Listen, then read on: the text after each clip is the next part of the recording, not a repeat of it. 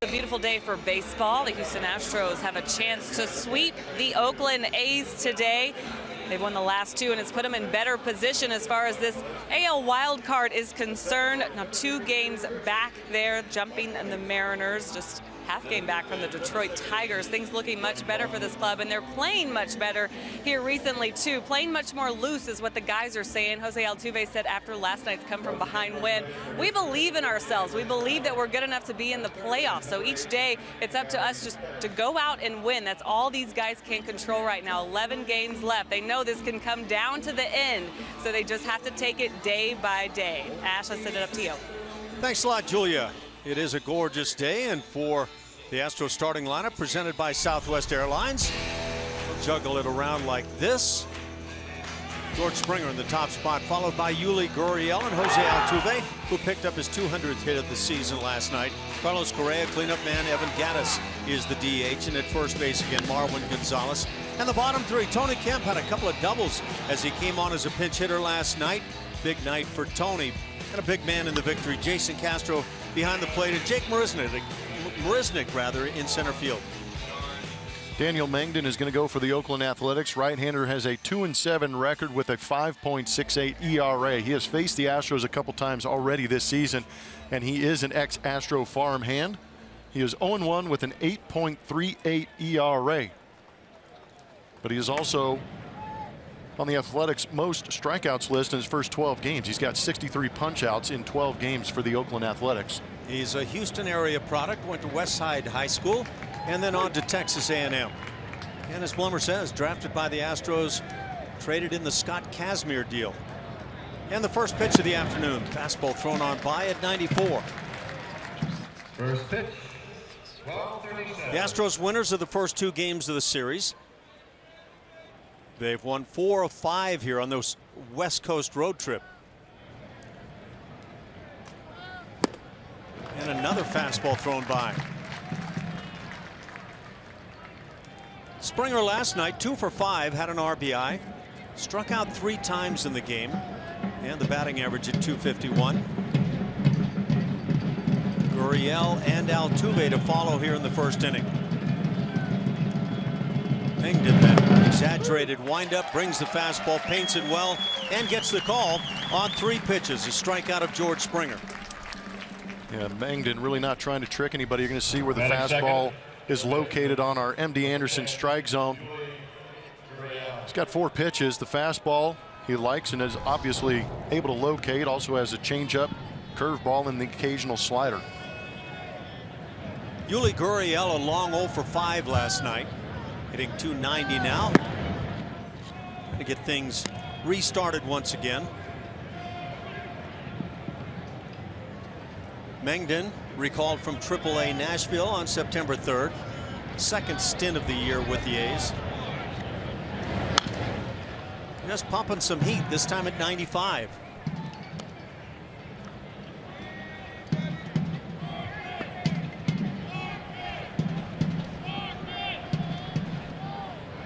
Mengden went 1-5 with an ERA up over 5.7 in 9 starts before being optioned back down to the minor leagues.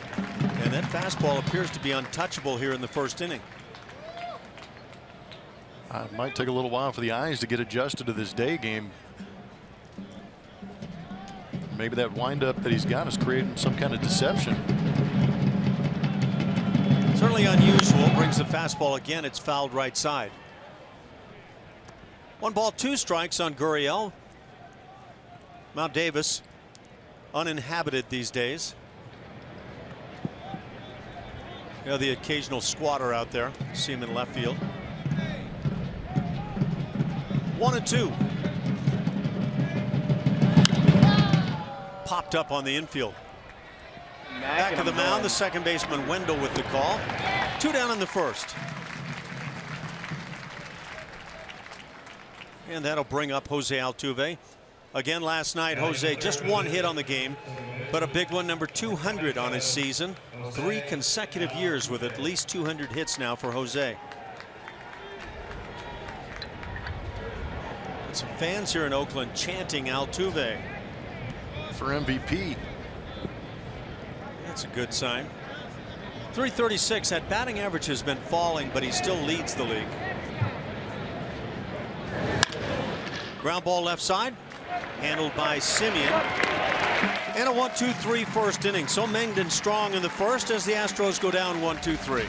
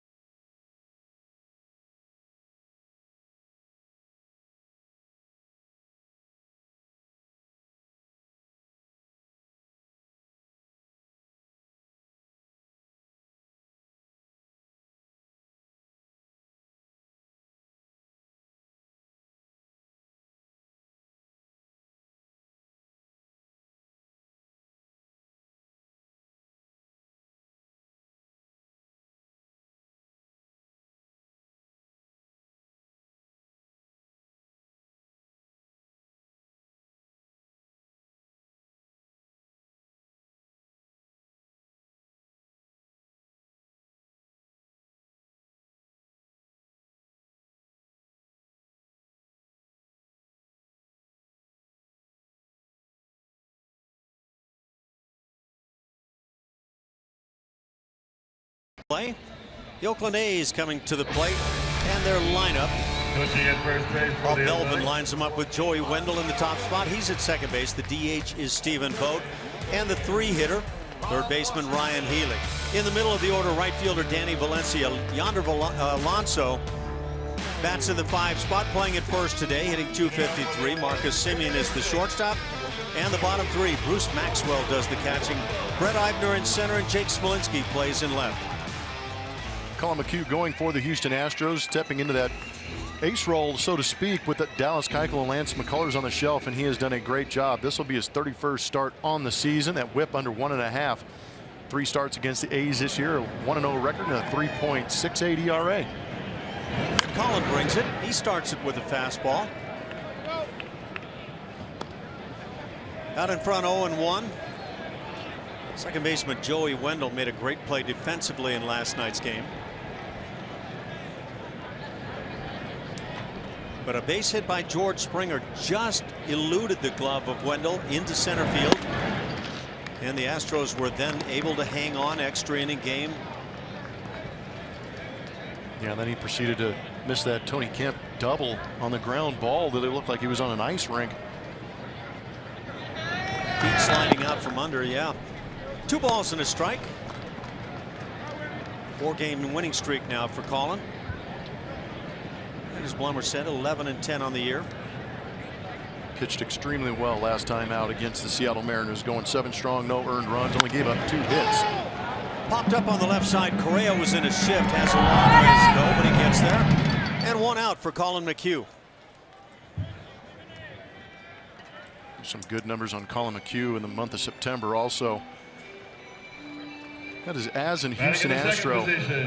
12 starts. He has a 10-0 record, that 3.08 ERA.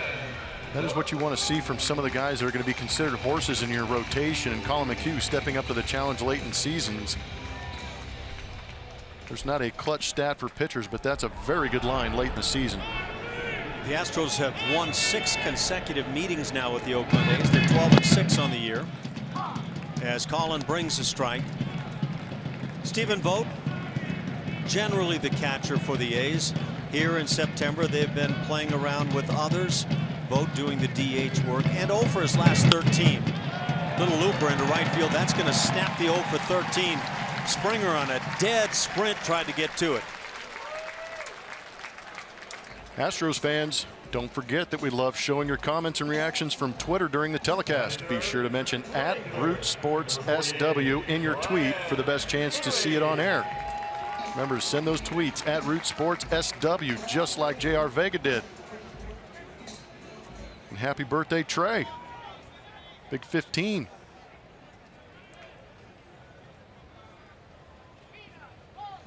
So we're one out here in the bottom of the first inning. Vote aboard for Ryan Healy.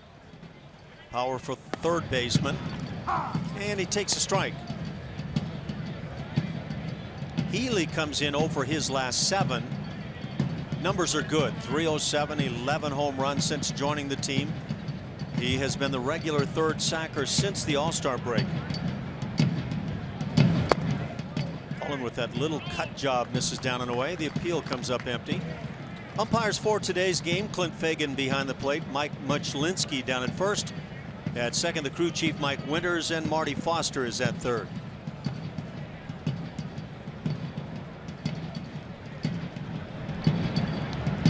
Short lead by Vogt, and Colin falls further behind now.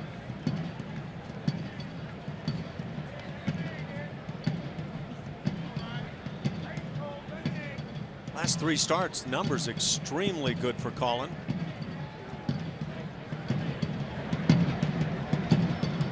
Two and one, and now 3 balls and a strike. Dangerous right-hand hitter Danny Valencia waits on deck.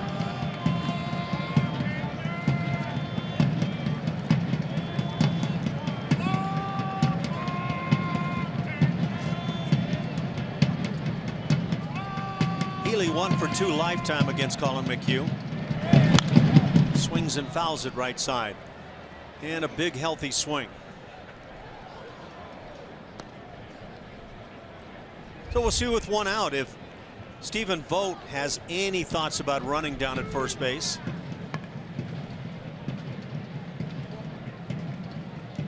The Oakland A's are not much of a running club at all. They've stolen 48 bags, 14th in the 15-team American League. And on top of that, they've been caught 21 times. Runner does not go. The pitch again fouled on the right side.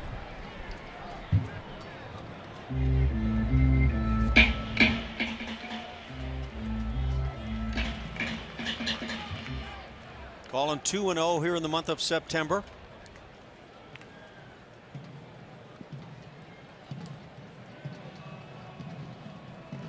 And he has been a steady performer in the month of September, not just this year.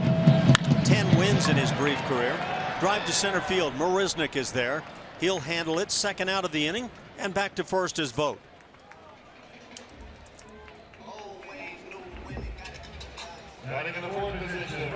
Brings up cleanup man Danny Valencia.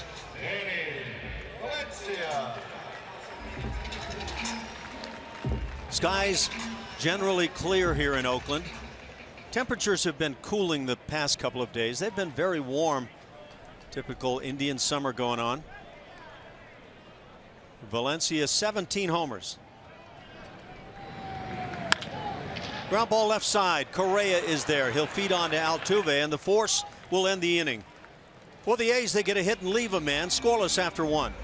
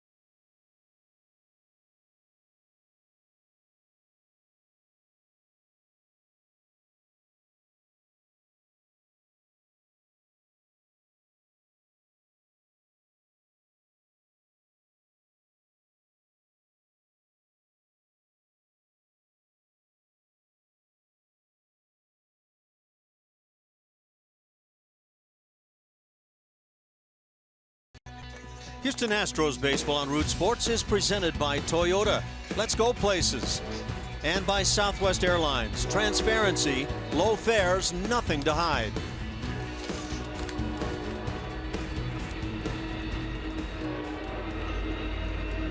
I don't know if that was offenses passing through. The offenses have had a rather quiet time here in the series, and yet the Astros have won the first 2 games. Carlos Correa leads off for Houston, followed by Evan Gattis and Marwin Gonzalez. And Daniel Mengden brings the fastball. That's busted on a line to left field, but right at Smolinski. He backs a couple of steps to make the play. 1 pitch, 1 out in the second. Good grief, that ball was crushed. It's one of those good spring training at bats, not one you want to have in September. You want to see that launch angle a little bit higher and get that thing into the seats. Yeah, and spring training, the veterans anyway, don't care about the hits to some extent, but during the season, every at bat matters. Evan Gattis stands in, co-leader on the club in home runs with 28, tied with George Springer. Batting average at .246 for Evan. 6 home runs against the A's this year. So they have felt his presence. On that slider, a little dribbler toward the mound. Mengden with the play. 2 outs in the second inning. It brings up Marwin Gonzalez. Might be the first off-speed pitch we've seen from Mengden. So. I think you're right.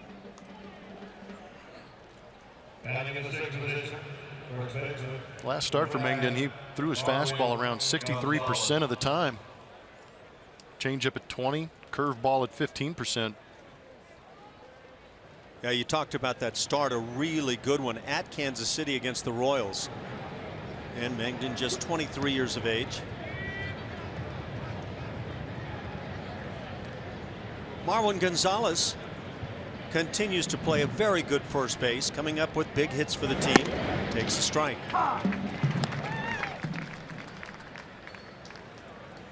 Right-hand batters, left-hand batters hasn't mattered much. Just a couple of points. Righties hitting .270 against Mengden. Lefties .268.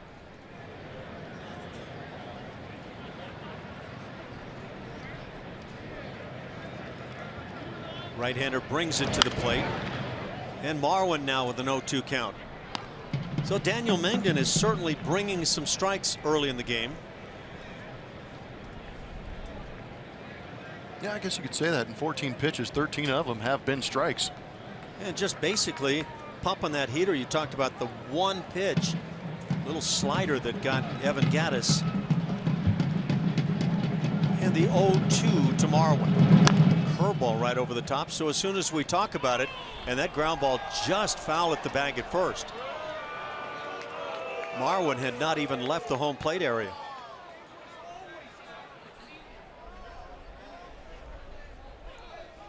Wasn't one of the more confident calls I've seen at first. Might be a tough one to make. If you lay that ball down from where it was in the air, down on the ground, and if any part of it touches first base, it's a fair ball. It's a tough angle when you're standing on the ground. Tough angle from up here too, by the way. 0-2 pitch. Fastball. Well, he's spotting it well, and he's bringing some gas. I say averaging 92 on that fastball, but obviously has a little bit left in that arm to reach back and get that 95. Yeah, here in this early afternoon game, he's emptying the tank. The 1-2 off speed, that might have been the changeup. So we've seen a little slider, over the top curveball, 1 changeup here. Starting to mix in a few pitches. The one constant has been the strike zone. He's been in it.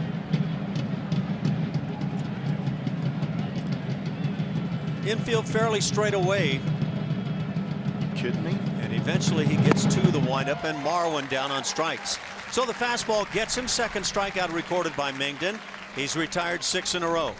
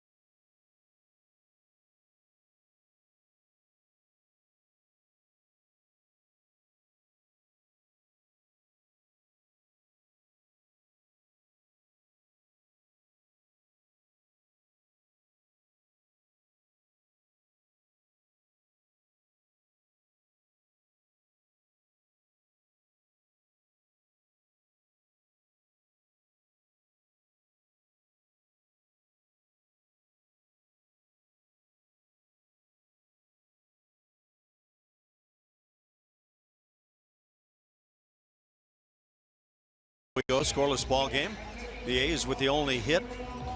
And this is London Square. Yeah, Jack London Square.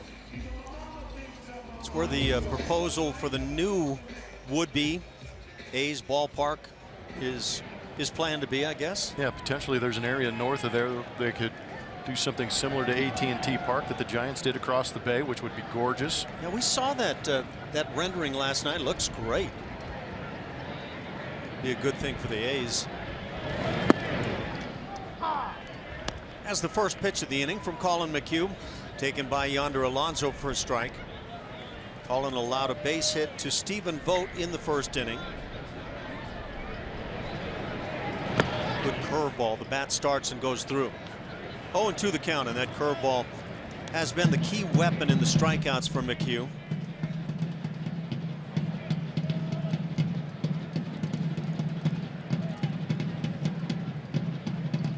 He mixes pitches around very well. Again, back to the curveball.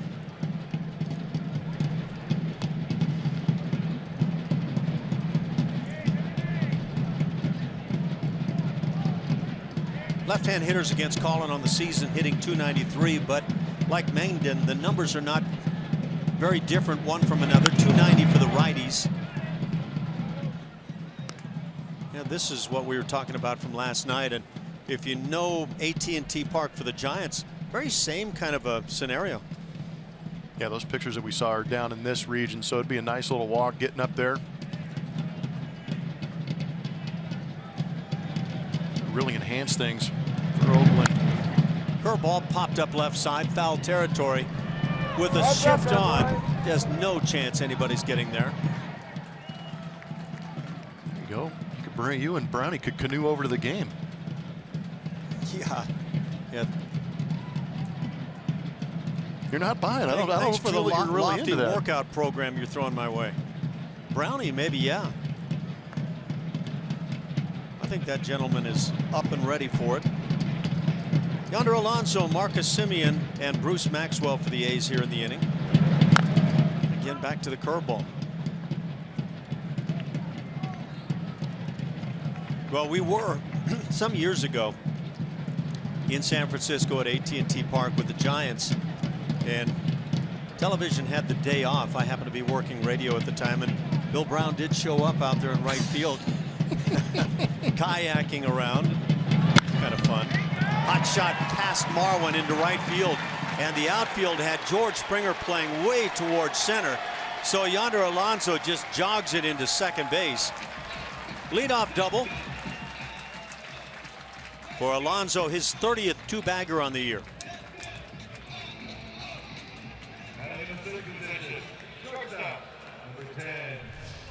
Ball was ripped. You can see Castro wanted that ball a little more elevated. That's a good pitch to hit and a two-strike count. Yonder gets barrel on it. We know he's had good numbers against the Astros throughout the course of the season. Like you said, Ash, with that shift on, George is playing almost in that right center field gap. A long way for him to go get that baseball. But Yonder Alonso had every intention of breaking that down into a double. That was turned into a double before he left the box.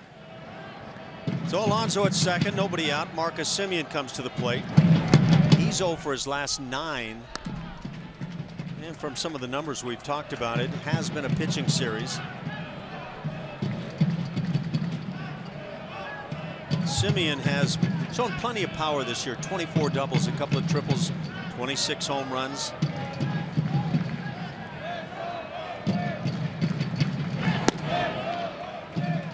Colin McHugh and the Astros fortunate that Chris Davis, the 40 home run power plant for the A's, is not in the lineup. I think you could use those guys in the city council meeting to get you a new stadium. Ricky Henderson and Mr. Stewart, and Dave Stewart isn't it? Dave's still in the front office way up there with the Diamondbacks, is he not? Yes. Fly ball to left field. Getting a start out there today, Tony Kemp. He makes the catch, glasses gleaming all the way. One down, Alonso still at second. Tony's earned that start out there in left field. It's tough out here, day games in Oakland. That sun is really high. There's no clouds in the sky to speak of, but he's kind of earned his way in there. A couple of knocks last night, RBI and a run scored, and with all the issues that Colby Rasmus is having, not feeling well enough to get on the field. Tony Kemp's taking advantage of it. Good for him. Yeah, those 2 doubles last night proved to be really big for the Astros. Catcher Bruce Maxwell stands in and takes a strike. Colin works the inside edge.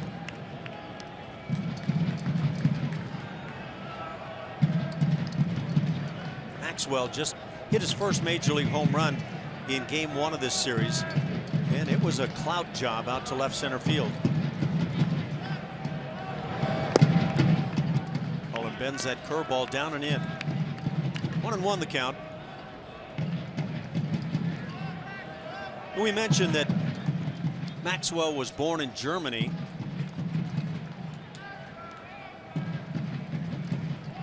Attended college at Birmingham Southern. Ground ball right side. Altuve's there. Takes it on a second hop and gets the out at first. That's 2 down. Into third base, Alonso. It brings up center fielder Brett Eibner. Join the Astros at Minute Maid Park this Sunday as they take on the Angels. 20,000 fans will receive a limited edition Carlos Correa Topps baseball card presented by Academy Sports and Outdoors. For more info, visit Astros.com or call 1-877-9-ASTROS.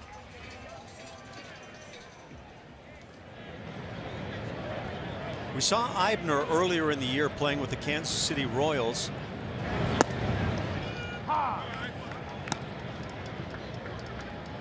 His first year in the big leagues. Hitting .211 overall. Hit .231 as a member of KC. 193 now with Oakland.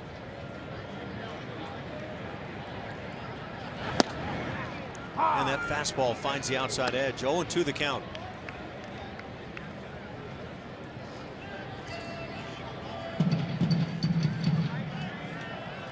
Alonso, the leadoff double. Down at third with 2 outs.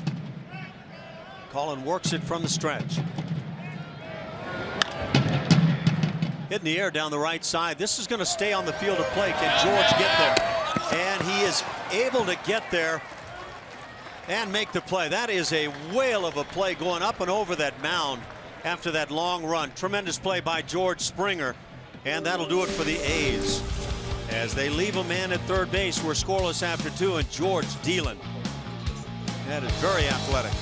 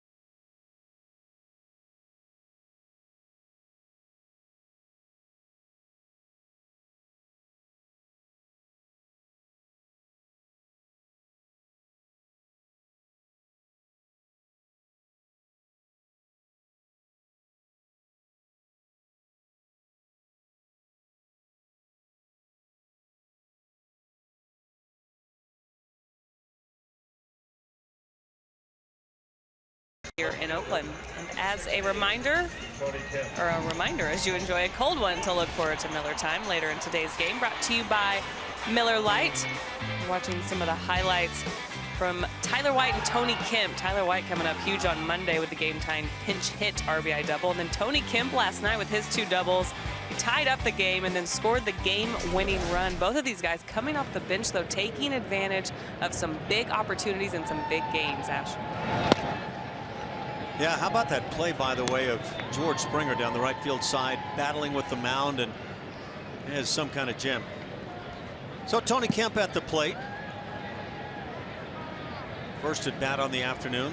The Astros have gone down 1, 2, 3 in each of the first 2 innings. Kemp with a ground ball hit to second. And Wendell gets him. 1 up, 1 down here in the third. By the way, we just got word on Jose Altuve. Gene Diaz has let us know that Altuve has been awarded a hit on the ball in Seattle, hit by the third baseman Kyle Seager, a ground ball that went under the glove into left field. It has been awarded a hit. So officially that means that Altuve right now is at 201 hits. So number 200. Did it come last night or in game 1 of the series? Well, I don't even know how officially that goes down, but 201 right now for Jose. Jason Castro at the plate.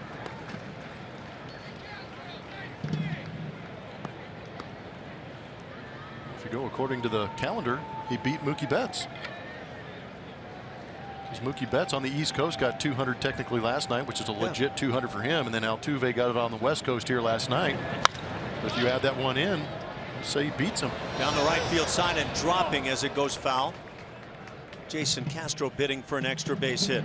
That might be a little bit biased towards Altuve. Yeah, I don't know. I think you're right, but I don't know officially how they make that determination. But it would seem like Altuve would then therefore have gotten number 200 first. He's all nervous about it, biting his nails and stuff. 200, 201, who cares? Yeah, 3 straight years. I guess you get used to it at some point. Yeah, another year. How many years of 200 hits in a row does it take to say, oh, well, just another 200 hit season? Well, he's the first guy to do it since 2010. He is the second Houston Astro ever to get 200 hits, the other being Craig Biggio. And now Altuve's done it 3 times. Castro with a 1-2 count. Jason hitting .212 on the year.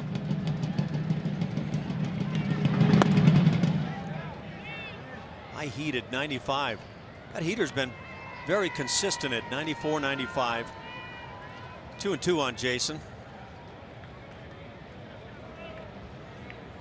Apparently Jason's folks were on the Astros radio show last night, and in the 3rd inning Steve Sparks asked Jason's mom if she was concerned about the new tattoo that Jason got. After she showed some concern, apparently Sparky let him know that there was no new tattoo. Why is Sparky always messing with people? Can't mess with the parents like that. Trying to enjoy a big league game, and he drops that on him. Castro caught looking. That's 3 strikeouts now for Mengden. 2 out in the 3rd.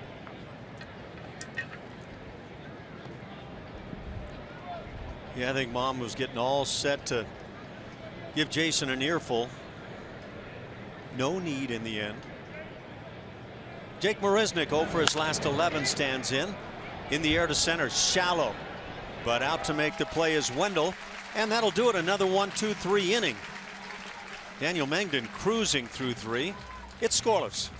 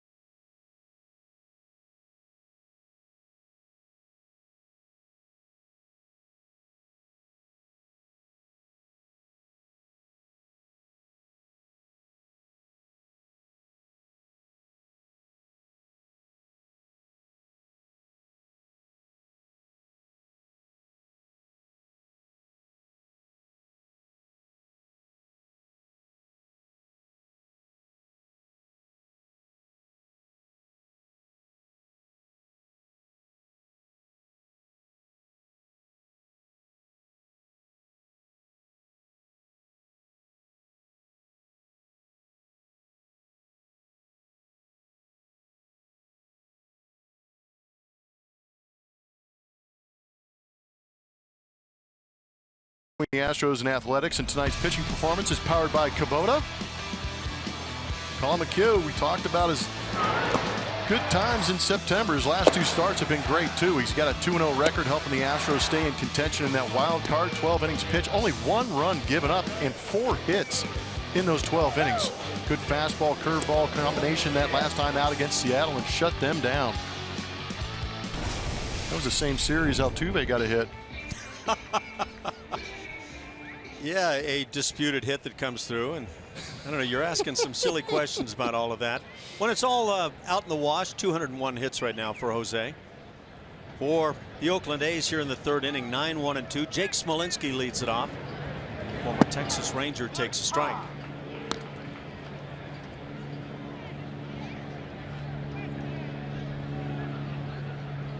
The A's have a couple of hits, a 1st inning single by Vogt, leadoff double in the 2nd by Yonder Alonso, as this one is popped in the air right side.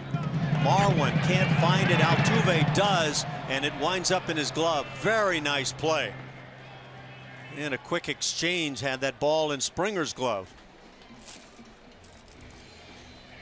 Yeah, I think Marwin pretty much checked out on that one when he noticed it was nowhere near him, but Altuve, thank goodness, is out there ranging into deep right field. Well, that's a very good play. Going all Kelly Leak on us. It's a fortunate play to have him ranging that far too, because George didn't have a real good beat on it either. Yeah, like you say, Marwin was toast right away. But tell you what, Altuve has never seen a pop fly he wasn't willing to take. 1 out for the leadoff man, Joey Wendell. A Toyota time to play. 2015 Gold Glove, the new Kelly Leak. Is it Jose Altuve? Watch Carlos Correa's reaction. Just turns his back on him and says, "Are you kidding me? Come over here and take every fly ball." We've seen it throughout the course of the season too.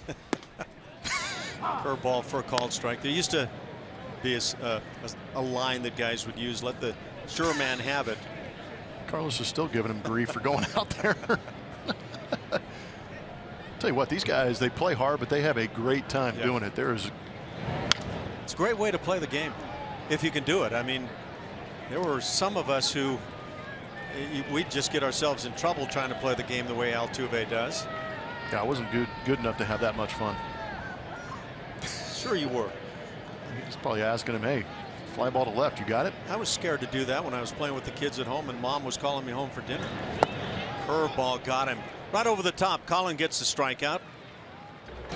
Is first on the afternoon. Here's Altuve's defense highlight reel.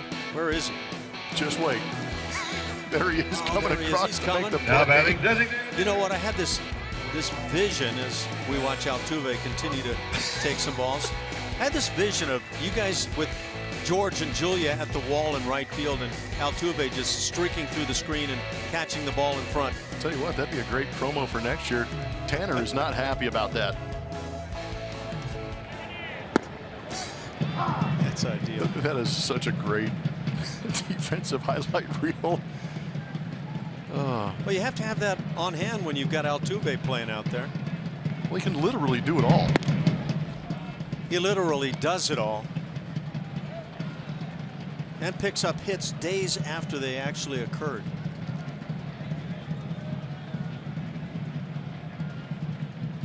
Yeah, the good news is we just got word that Altuve was awarded a hit for what was originally ruled an error in Seattle. So I don't know if he's gotten word yet. I don't know. Would a player get that word? Oh, yeah. Maybe that's why he's feeling so frisky right now. He's suddenly become a hot hitter.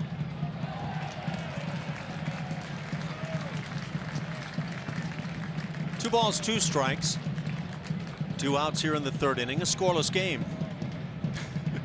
Getting some great tweets from fans that are watching the game, and they said basically Jose Altuve intercepted that ball in the 10 and scored here at the Oakland Coliseum. Actually, I didn't see the run back. He immediately lateraled to George Springer. Yeah, the old hook and ladder. Yeah. George's a pretty good one to take it to the end zone.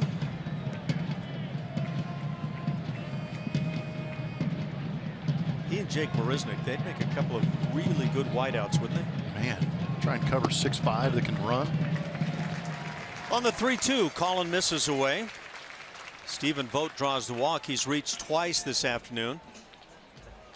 And it brings up Ryan Healy. Yeah, Marwin was done. Yeah, he checked out. He was he was hoping for the best, but didn't have it. And then Springer just got a terribly late jump. It was a behind-the-back pass that Aaron Rodgers would have been proud of. Yeah, that was sweet. That says there was no fear on the play. 2 outs, Vogt aboard on the walk. Hit in the air to right field. Springer going back. Glasses gleaming, and he makes another outstanding play. Just before the wall in right field, battling the sun. George Springer already 2 defensive gems today. That'll do it in the bottom of the 3rd inning. Springer playing some D.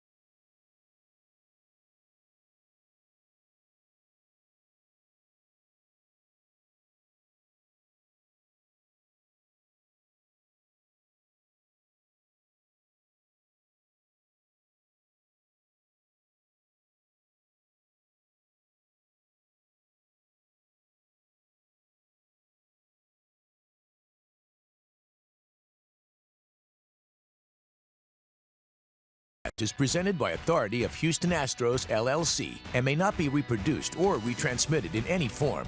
And the accounts and descriptions of this game may not be disseminated without the express written consent of Houston Astros, LLC. To the top of the 4th inning in a scoreless game. And the top of the order, George Springer leading it off. Takes a pitch just under the knees. George struck out in the 1st inning, but since then has been playing some serious defense. Daniel Mengden, very good stuff through 3 innings. Has a ball and a strike on Springer. Gurriel and Altuve to follow here in the 4th inning.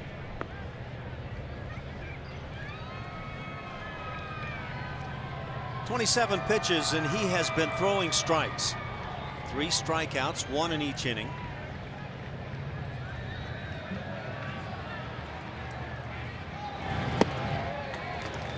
Springer cannot get to that fastball this afternoon. Well, I wonder if Mengden's windup is kind of messing with the rhythm of Astro hitters, because we have seen them be incredibly late on some of these fastballs. He is throwing hard, 94, 95 miles an hour, but not to generate those kinds of swings, I don't think. Going all Walter Johnson with the double and triple pumps. 1, 2. Up with the fastball. And that's probably precisely where he wanted that heater. You get Springer swinging at that high fastball, and generally just a little under it. Mengden with the 2-2. There's the fastball and a strikeout. 4th of the afternoon for Daniel Mengden, 2nd on George Springer. 1 out in the 4th inning brings up Yuli Gurriel. And you know what? Daniel can be fearless with that fastball until somebody on the Astros squares it up. Carlos Correa is really the only one that's hit the ball extremely hard for me when he lined out to left field. But other than that, there's been some tardy swings. Yeah, Carlos squared it up a little too much. Get under that a little bit, and it gets way out of here. Gurriel popped to second base, his only at bat. He squares it up, drills it into left field. First base runner, first hit for the Astros. Gurriel aboard with one out for Jose Altuve. And we check in with Julia. Thanks, Ash. As Altuve got that, well, we thought at the time, his 200th hit of the season last night. He talked about it a little bit, saying, you know, I'm just glad it's over with. It is a big number to him. It was one of those more relief things than anything for him, just to get it out of the way. Let's stop talking about it. Let's stop, you know, have the numbers stop looming and being there. Now it's just about helping this team win. Well, it's very true, and there are other numbers for Altuve. 24 home runs. You know he'd love to get to 25. He's at 94 in the RBI column. 100 would look mighty good. He's already scored 101 runs. Stolen 27 bags. 30 would be a nice round figure.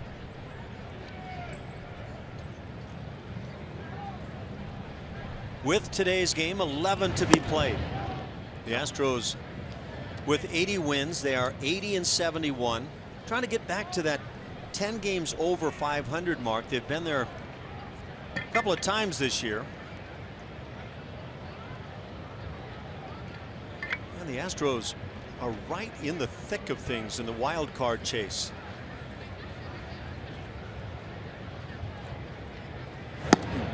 Fastball very well spotted down and away. 2 balls and a strike.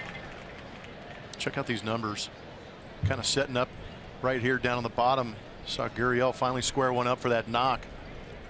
But after the teams get used to that rhythm, get that first base hit, get them out of that stretch positions, maybe see the ball a little bit better, change that approach, get used to the windup, they start squaring them up.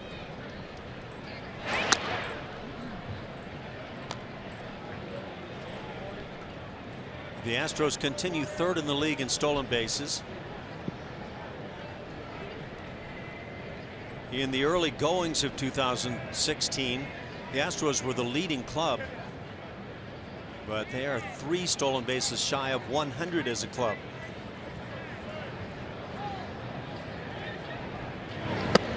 Altuve takes another strike. Pretty nasty changeup.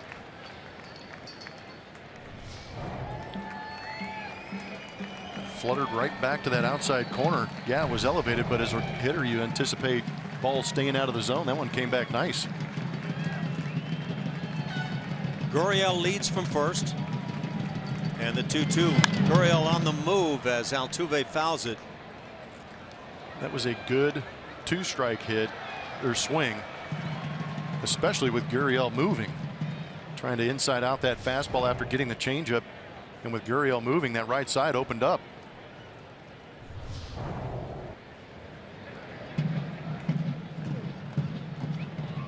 Gurriel has stolen just 1 bag. He's also been caught 1 time.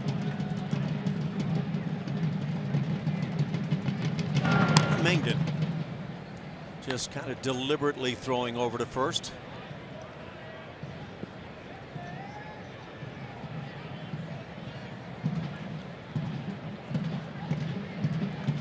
Young right-hander sets himself. Again, Gurriel goes, and again the pitch is fouled. So the Astros trying to make something happen, maybe with the running game.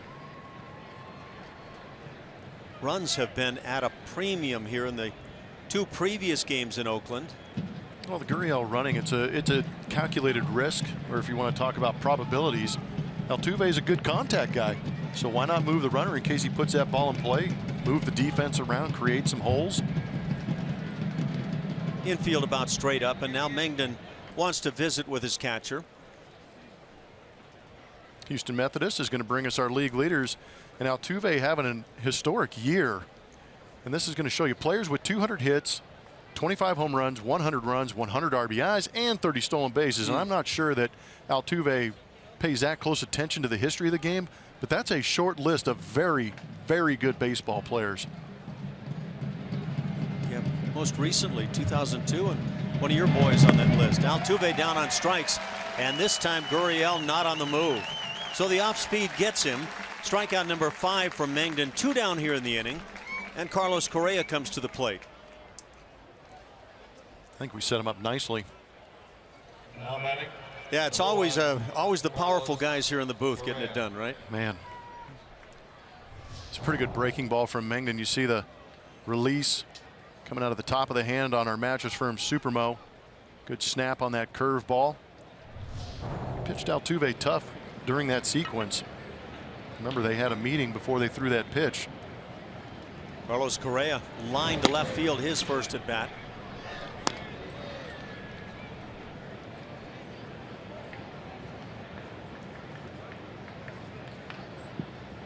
Cloudless sky around the stadium.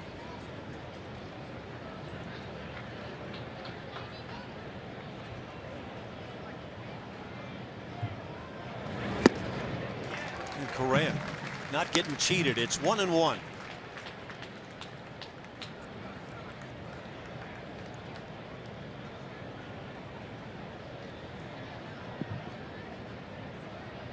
Starting to free up that swing once again. 20 homers on the year.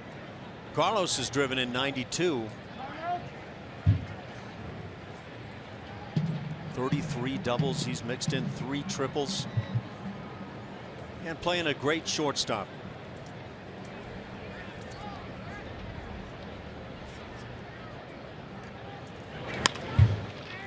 In the air into right center field, coming on Valencia. He will not get there. It drops in front.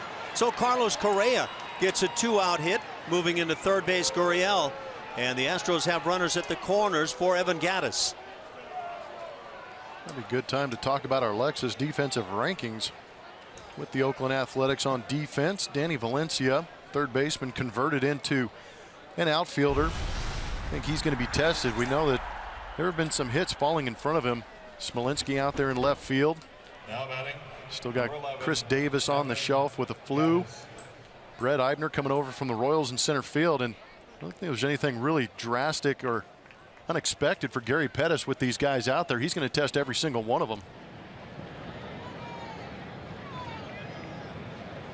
Yeah, that looked like a fly ball, but it drops for a hit. Evan Gattis grounded back to the mound. He saw the first non-fastball of the afternoon. Had a little slider as he tapped out. Mengden down to 92 with that heater.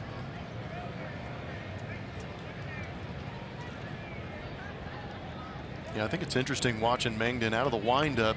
Really gets the momentum going down towards home plate, maybe creating a little more arm speed, but out of the set position doesn't have that luxury.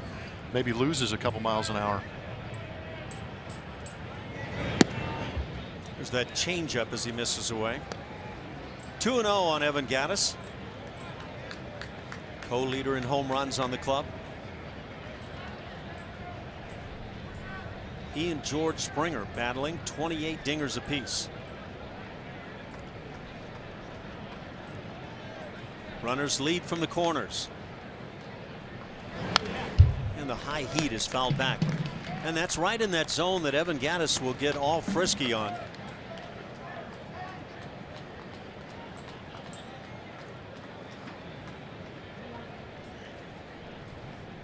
Small crowd on hand this afternoon. These Oakland A's well out of the hunt. Start the day 23.5 games back of Texas. They are 66 and 85.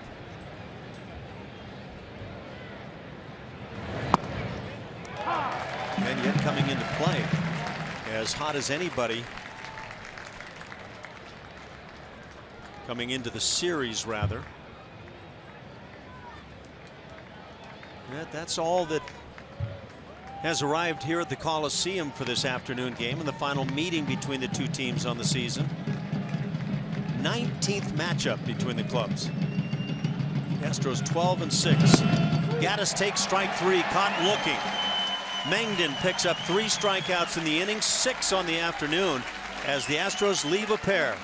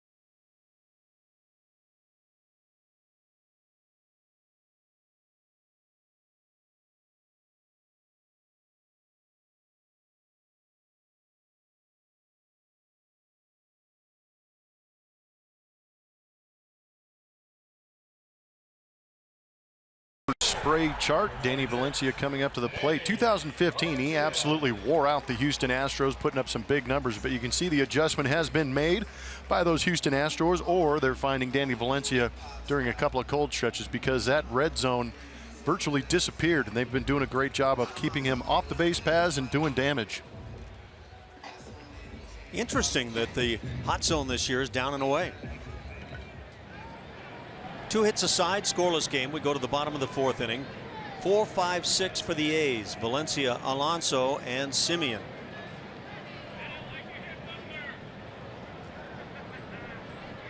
Valencia grounded into a fielder's choice to end the 1st inning. Takes that little cutter on the outside edge.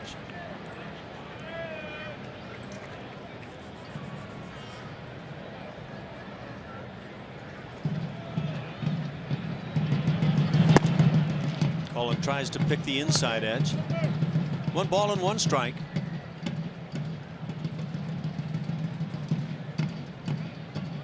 Last time the Oakland A's beat the Houston Astros July 19th. And again, 6 consecutive victories for Houston.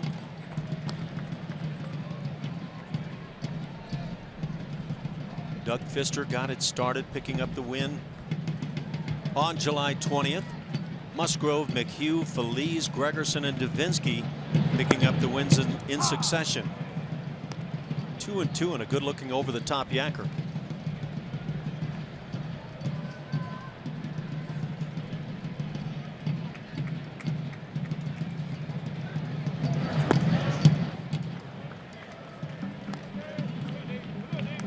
Three and 2 now. Valencia leading off in the 4th.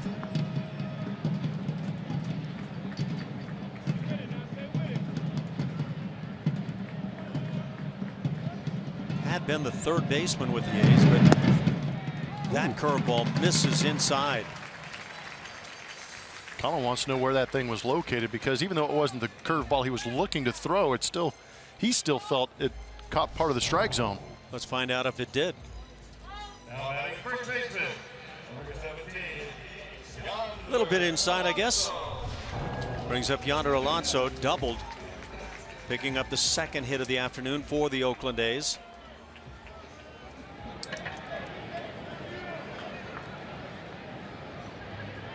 George Springer on that double was playing well toward center field.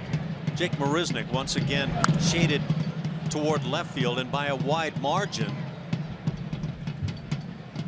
George has moved a couple of steps in that direction, but not quite as far, I don't believe, as in that at bat in the 2nd inning.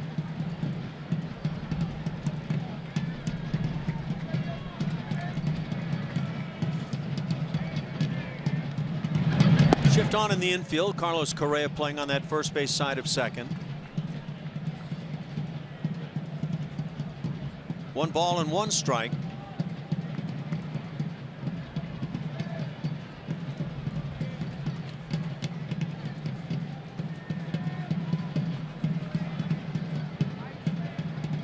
Alonso 13 for 38 over the last 13 ball games that he's played in. He had been very quiet with the bat prior to that, just 2 for 21.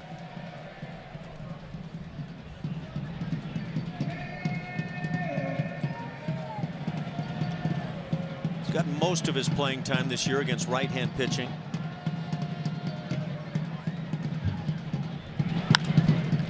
In the air, foul down the left field side. Long run for Kemp.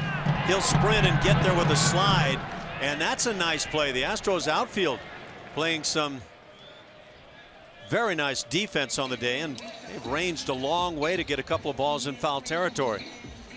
First out of the inning. Well, before that, we saw some good shots of how the outfield had shifted against Yonder Alonso, and that kind of brought Jake Marisnick over to left center field, Tony Kemp more towards that line, enabling him to go over there and make this play.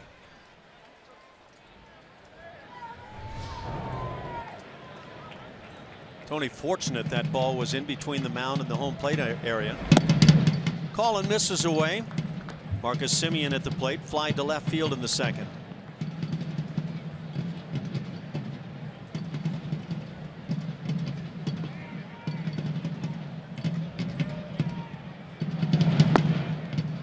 Two 2-0 the count. Tony Kemp again on the D.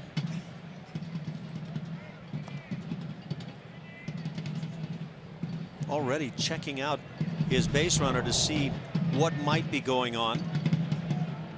Before the Astros came to town and again have taken the first 2 games of the series, these Oakland A's had been dealing some hurt on some other clubs. They beat the Texas Rangers 2 straight games. That on the road in Arlington, and prior to that they had been in Kansas City for 4, and they swept away the Royals. Bob Melvin having his guys playing well.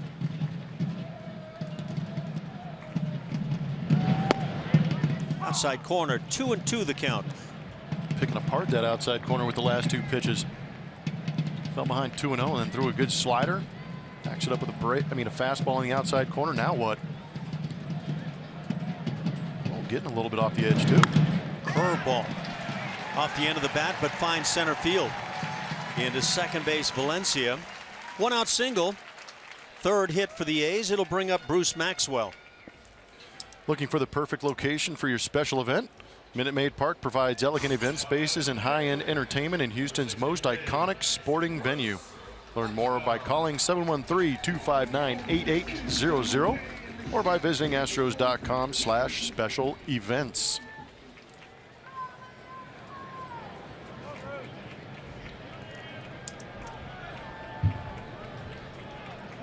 Maxwell doing the catching like Stephen Vogt, a left-handed hitter.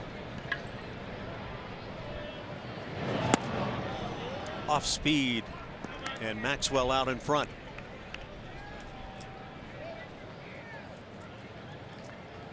Maxwell 11 RBIs over his last 15 games, and the 11 RBIs are his total now in the major leagues.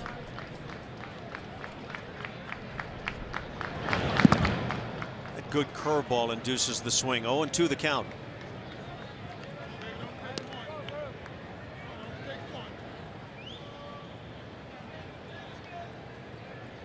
All 11 of those RBIs for Maxwell coming against right-hand pitching. Hitting just 176 against southpaws. Here are the base runners. Valencia the lead runner, Simeon at first. Jason Castro doing a nice job.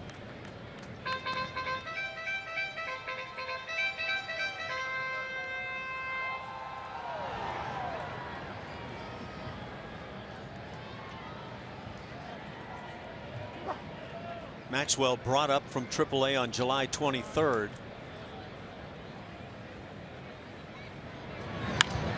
That fastball right on the hands. Count stays at 1-2. Tried the little cutter jam and maybe get a ground ball double play. Maxwell did a good job of fouling it off.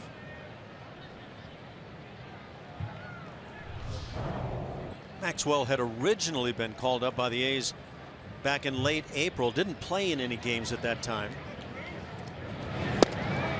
Strike 3 called. Outside edge, upper part of that strike zone. And for Colin McHugh, the second out of the inning, his second strikeout of the day.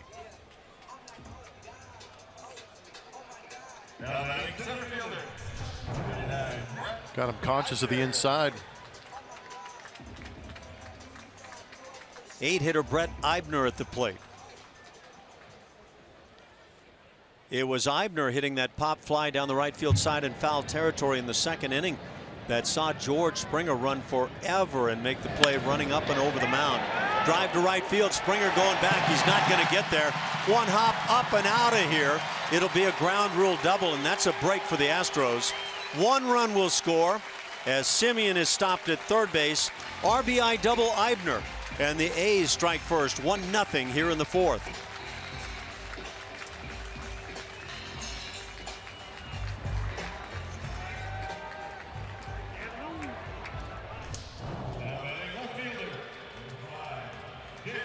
Showing some opposite field pop. Eibner had a pitch up out over the plate. Barrels it up. On this day game here in Oakland. Humidity not affecting it. But I agree with you. As soon as that ball jumps in the stands, everybody's got to shut it down and only move 2 bases. Saves the Astros another run. Leaves runners at second and third. Brings up the 9-hitter Jake Smolinski, who takes a strike. So yeah, that's a big break. Easily 2 runs would score otherwise.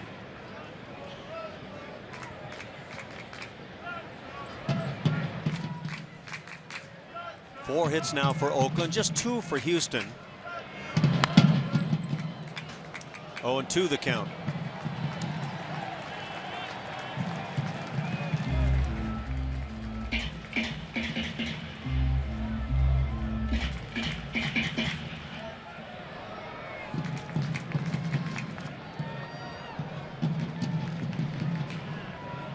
Smolinski's done very well hitting here in Oakland, hitting .291, just .193 on the road. Ground ball goes foul. Strange set of numbers when you consider how difficult this park can be.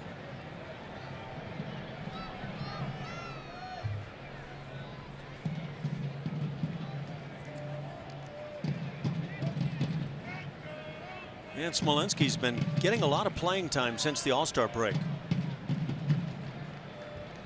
Coming into play, it started 52 of 62 since the break.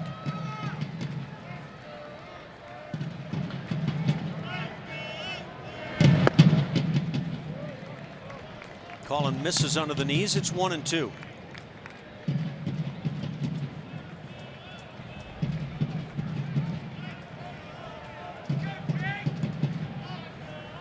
And again, the runners at second and third. McHugh brings the 1-2. Curveball got him. A couple of strikeouts in the inning, 3 on the afternoon for Colin McHugh. That gets him out of the 4th inning. And he was certainly helped, but it's 1-0. The A's on top.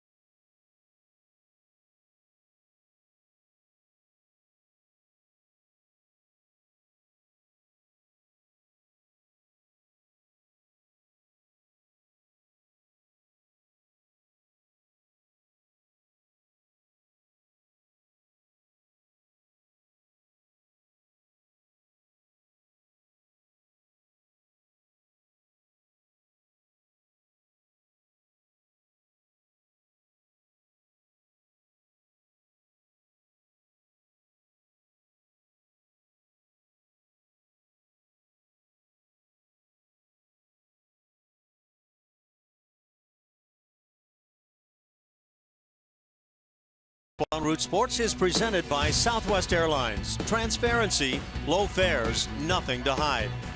By Academy Sports and Outdoors, donating $100 for each Astros home run and $200 for each Correa dinger to Houston Children's Charity. And by Texas Bay Credit Union. Texas Bay is the official credit union of the Houston Astros. Start saving today.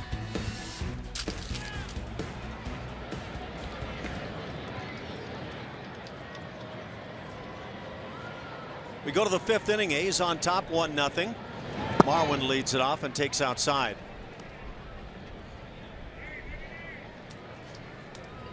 Third baseman Healy drawn in.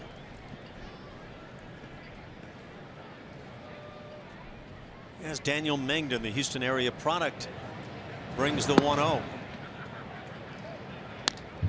Marwin out in front on the count. He'll be followed by Tony Kemp and Jason Castro.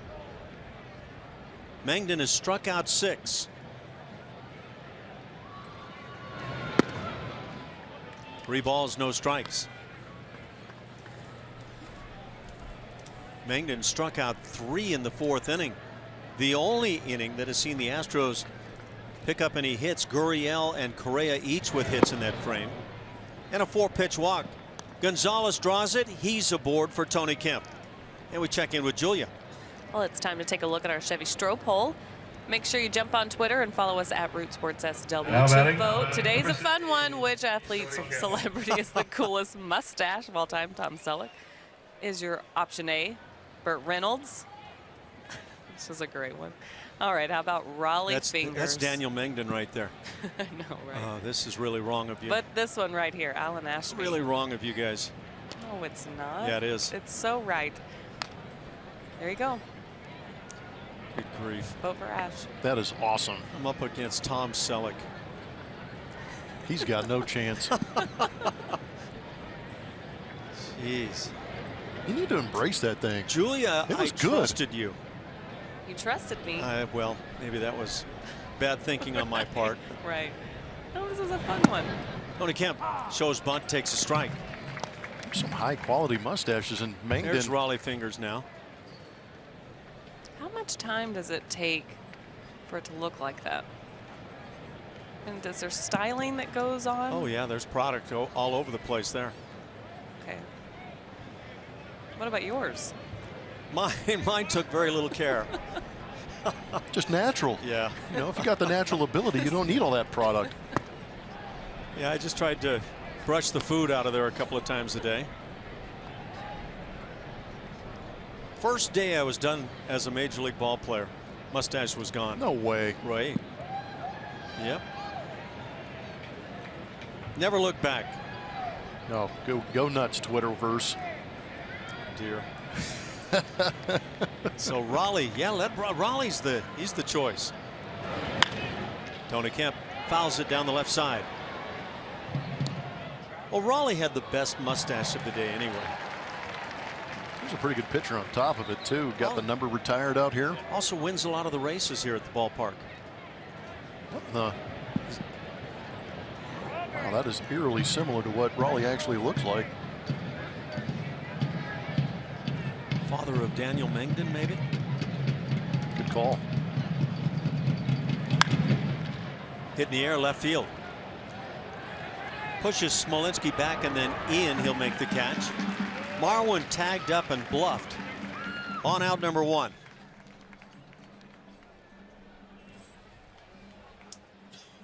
Now batting, number 15, Jason Castro. Jason Castro comes to the plate. He struck out in the 3rd. He was strikeout number 3 of the 6.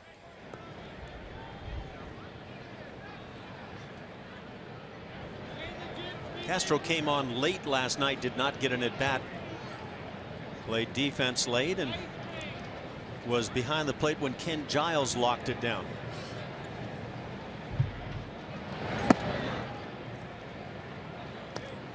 What a job it was, not only by Joe Musgrove last night, who went into the middle of the game with a no-hit bid, but Chris Stavinsky, 3 2/3 innings, shutout baseball, 4 strikes. Ken Giles strikes out a pair in the 9th inning.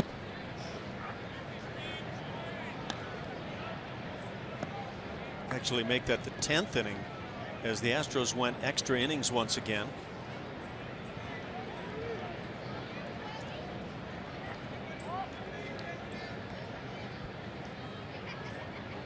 And it was a 3rd consecutive come from behind victory against the A's.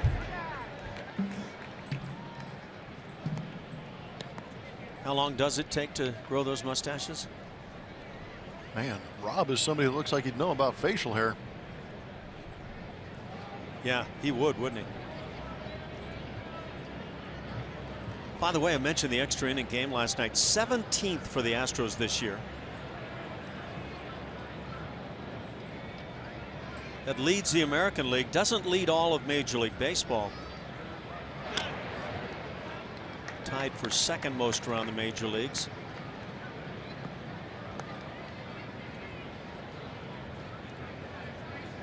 San Francisco Giants have also played 17 extra inning affairs. The Atlanta Braves, the lucky club, they've done it 22 times.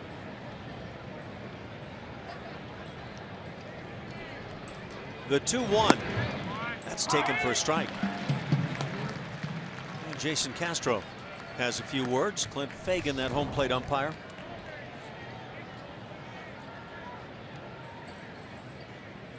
Sometimes a pitch is just nasty. Great location. So hard to get to that inside pitch sometimes if you're not looking for it.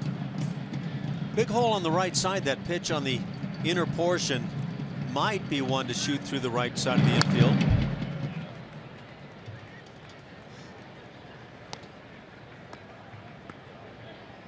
Two balls and two strikes. Marwin Gonzalez with the leadoff walk. Jake Marisnick waits on deck. And Altuve puzzling over the fact that he's 0 for 2 today. Bat started. They appeal to third. And nothing but palms down from Marty Foster. That'll fill it 3-2. Do you put the running game on? Marwin Gonzalez at first base. He has participated in the running game this year. He's stolen 12 bags, caught 6 times.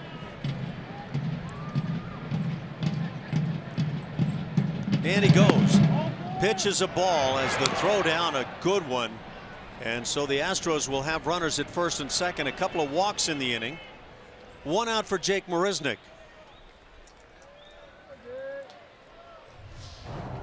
Check out the location on this fastball. Yeah. Wow. So Castro and the Astros catch a break there.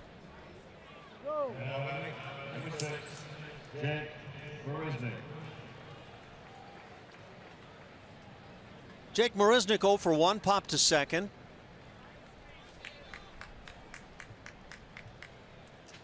That batting average now for Jake at .209. And 0 for his last 12. Breakout time.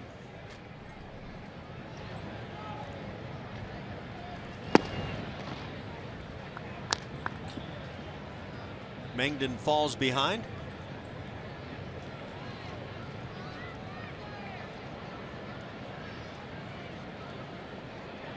Second baseman Wendell shading toward the bag.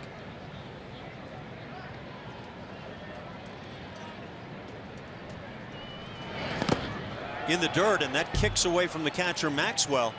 He did not get down to block at all, just tried to backhand it, and it cost the A's.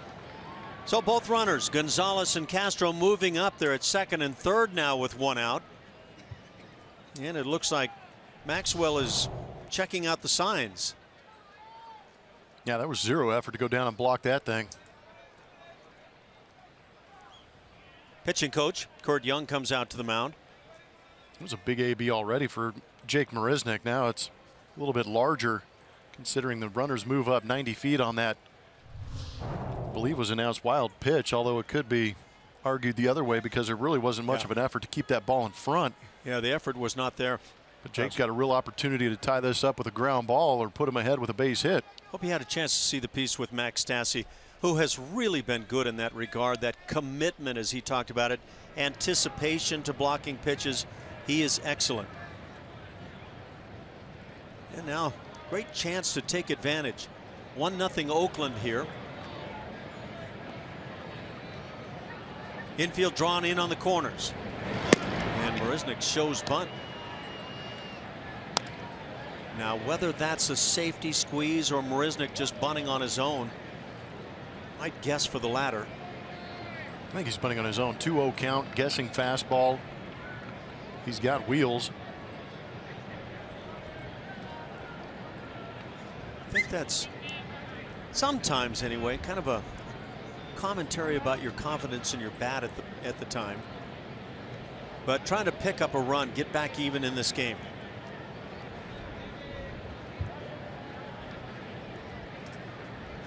Three balls, no strikes. First base open. And now 3-1. Marisnick immediately checks with Gary Pettis, the third base coach.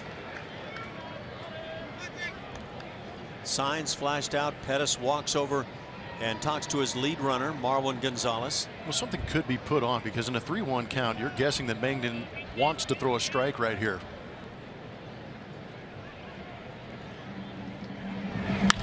On the ground, left side. Marwin coming to the plate. He will score as Marisnick is thrown out. He picks up an RBI, And the Astros tie it at 1 here in the 5th inning. It's a great AB. It's the way you get it done right there.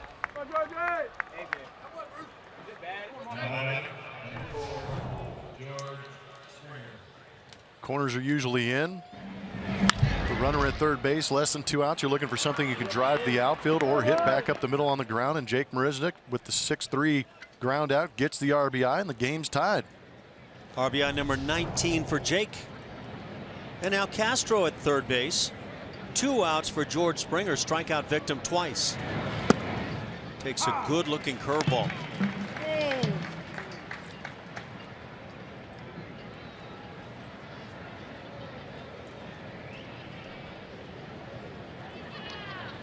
The Astros trying to pick up victory number 81.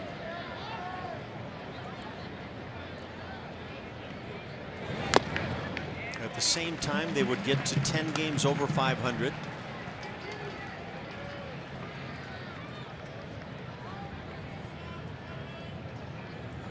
A.J. Hinch has the club right in that same range that he had him last year as they earned a postseason bid, the second wild card. They were 10 over a year ago, 86 and 76.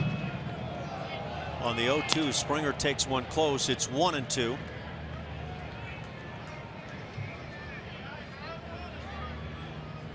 It's been a battle, but it was a battle as well last year.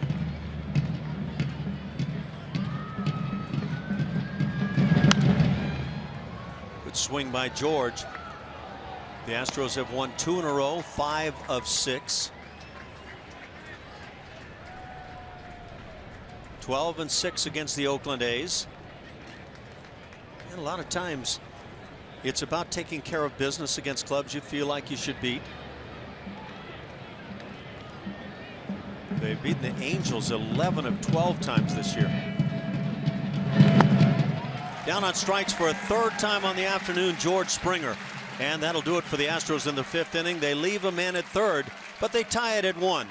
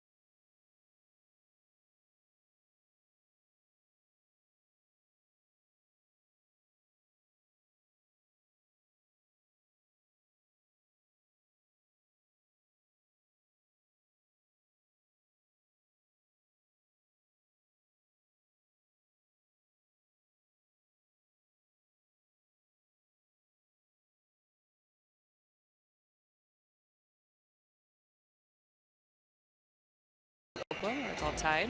Get a behind-the-scenes look at places like historic Union Station, luxury suites, the Diamond Club, and much more with a tour of Minute Maid Park. For more information, visit astros.com/tours or call 713-259-8996 to schedule your tour today. Ash? Thank you, Julia. That'll be nice down there today, Julia, I would assume. It's pretty much perfect. Well, that'll do in a pinch. And some Astros fans around. Gotta love that uni. 1-1 tie. We go to the bottom of the 5th inning. A's with 4 hits. The Astros just 2. And the top of the order for Oakland, Wendell, Vogt, and Healy. And we were talking about the way the season has gone for the Astros, and maybe a comparison with last year. If you're thinking, no, this season hasn't been at all like last year. Well, at this stage of things, the Astros have the very same record they had last year, 80-71. They wound up winning 86. Little chopper on the right side. Fair ball for Morrow, and he'll step on the bag and out number 1. And I think, Blummer, 86 is not likely to be enough this year. No, too many teams doing well along with the Houston Astros. Now batting designated hitter, 21. I think we've pretty much concluded that 88 might be the minimum needed this year. Tell you what, there's a 3-way tie in the National League in their wild card situation. I mean, there's a potential for an even bigger mess on the American League side. Of 163, 164 games, then a wild card playoff, and then the American League Division Series. Wouldn't that be fun? Actually sounds kind of fun when you bring it up like that, at least from the fan perspective. Yeah.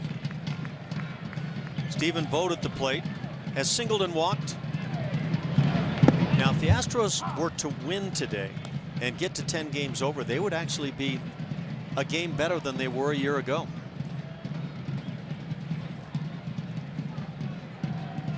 So don't despair. Still baseball to be played. 11 games to get finished. Here's that National League wild card. And Mets, Giants, Cardinals. Marlins have fallen off. Yeah, a lot of concern with the Mets rotation. The Giants bullpen has been floundering of late. Half swing going through his Vogt. So McHugh gets him for the first time today. His 4th strikeout. And now 3-hitter Ryan Healy. And now the American League wild card. That's a little bit muddy right now. I'll just go ahead and have the Blue Jays, Orioles, Tigers, Astros. Just tie it all up and see what happens. What do you think, though? I mean, it's you watch every day, and you got teams knocking each other off. Tigers a half game in front of Houston. Yeah, they've got Justin Upton going well, swinging the bat nicely in the middle of their lineup. Might be a little bit of a game changer for them. Michael Fulmer, the rookie. Yeah, he's been feeling the heat in September. Is an he extended year? Is he the rookie of the year, or has he?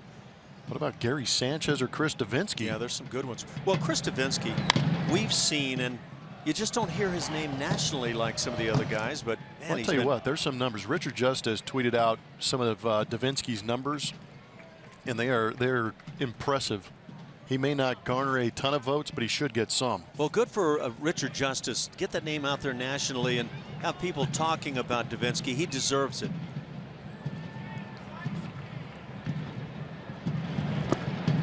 And Healy down on strikes. The curveball gets him. A couple of strikeouts in the inning. 5 now for Colin McHugh. We've played 5. Tied at 1.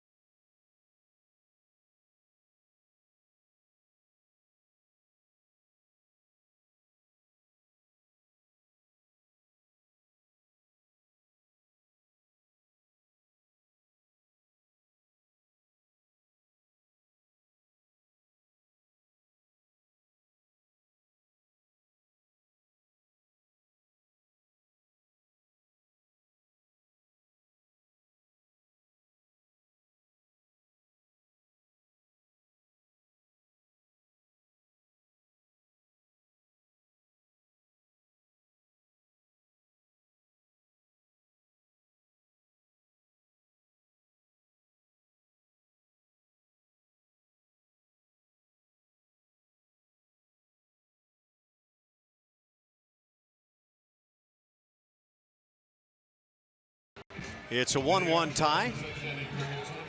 Daniel Mengden still on the hill for the Oakland A's. He'll face the 2, 3, 4 spots for Houston: Gurriel, Altuve, and Correa. Yuli Gurriel 1 for 2 on his day. Had a 4th inning single, shot one into left field. And that first fastball fouled back. And the velocity has dropped off a bit for Mengden, but pitching very effectively. The Astros got to him finally in the 5th inning. A couple of walks in that frame.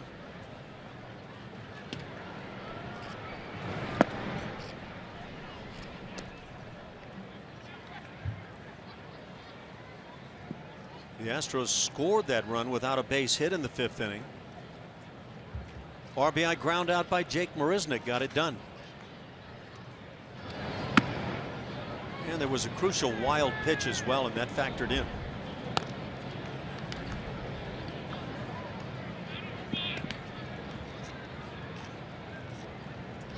Two balls and a strike.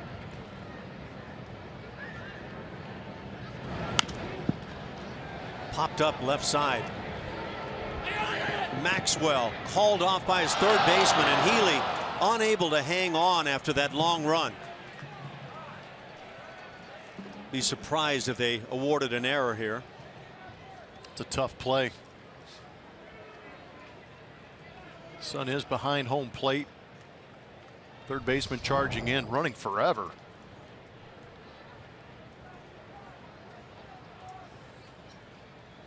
Yeah, looked like it got him up on the wrist a little bit. No error has been charged, but new life for Gurriel. Changeup, loop toward right field. Wendell, the second baseman, goes back to make the play. Greater coverage of baseball is brought to you by T-Mobile. Best ERA in the American League since May 22nd, minimum of 70 innings. It's Chris Davinsky. He's better than Kyle Hendricks. How about that? I mean, well, boy, the Cubs have pitched so well. They pitch extremely well, but drink in the fact that Davinsky is the only reliever on here, and it's 70+ innings. So not only is he doing it in relief, he is racking up innings out of that bullpen kidding. And keeping numbers off the board. Yeah, that's a good point. And he's that guy that goes 2, 3, 4 innings in stints, and then is still expected to come back and get some big outs. He's pitched 80 total innings out of the bullpen. 2 balls, no strikes on Altuve. Jose 0 for 2 on the day, grounded out and struck out. You've seen the crowd. You've been looking at 11,197 on hand today.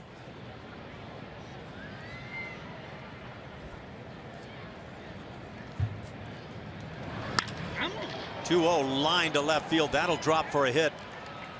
So the high fastball gets pummeled by Altuve. His first hit of the day, number 202 on the season.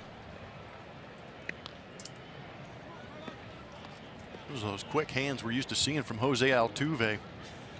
Now batting, Maybe coming back into form a little bit. Been struggling here early on in September. If that bat speed is back this late in the season, it could be a nice little catalyst. Club needs it. Carlos Correa comes to the plate. He's 1 for 2, and he's swinging the bat well today. Actually lined out in the second and then hit a little looping fly ball that dropped in right field in the 4th. Carlos takes a strike.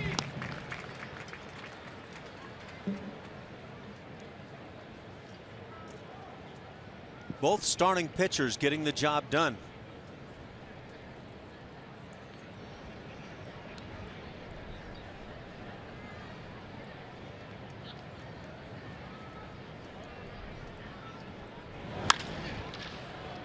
Looked like Carlos was taking a shot to right. If you're thinking about the 2 halves of the season, as you see Daniel Mengden in that A's third base dugout, first half the Astros went 48 and 41 after they turned things around. Miserable start to the year, 17 and 28. And in the second half since the All-Star break, 32 and 30. Line to right center field. on the move. Eibner can't get there. This is up against the wall. Altuve streaking to third. He's being sent to the plate. He'll score without a throw. And the Astros take a 2-1 lead on the RBI double by Carlos Correa. Ribby number 93 for Carlos. Called it, Ash. You said he was trying to go the other way. He got a pitch he could handle up out of the zone, and he got on top of it and smashed into that right center field gap. It was a beautiful piece of hitting again by Carlos Correa. You can see they're trying to climb the ladder, but big, tall, strong kid like Carlos Correa had the right approach.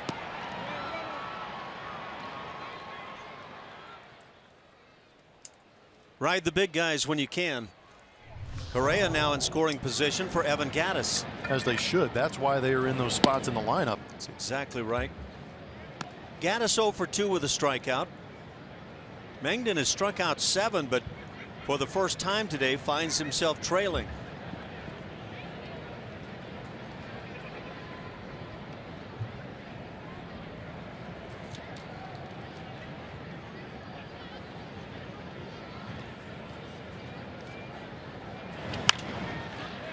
Evan fouls it on the right side.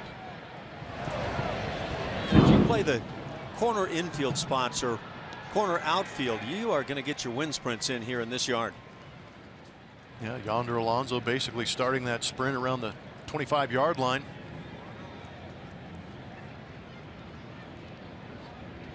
Skinny post. Yeah, that was a terrible fade pass from him, or for him.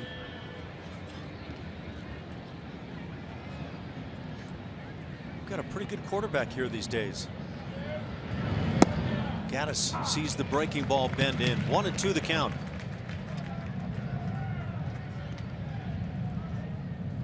And now activity in that A's pen.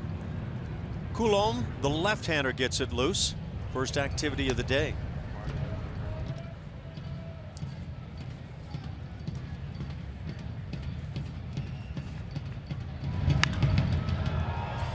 In the air and deep to left field, back at the wall. That is out of here. Evan Gattis, a 2-run jack. And the Astros extend the lead now to 4-1 on number 29 leading the club, Evan Gattis, with the big timely swing. Tell you what, he likes hitting bombs. You talked about it earlier. 6 home runs coming into this game against the Oakland Athletics, most against any AL West team. And here he gets a breaking ball, and we're not used to seeing him go down and get it, but he does. Gets around this one, barrels it up nicely. A little extra carry with the sun out. Beautiful sight to see for the Houston Astros. Creating some space. Boy, that was a tough pitch to jack out like that. Marwin Gonzalez at the plate has struck out and walked and scored a run. Ooh, that's a welcome sight. Correa and Gattis coming up with big swings here in the 6th. The beard overpowers the mustache every time. Now you tell me. Change up. It's 1-1.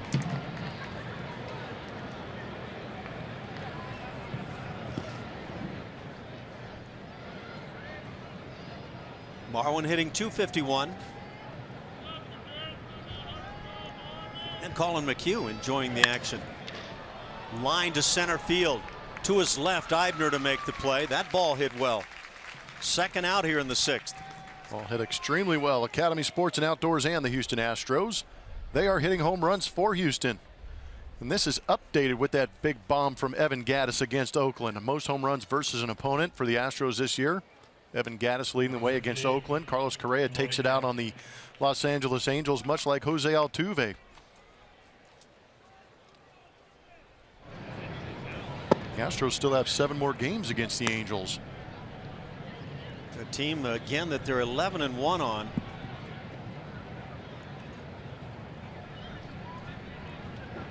Can you continue playing at that level?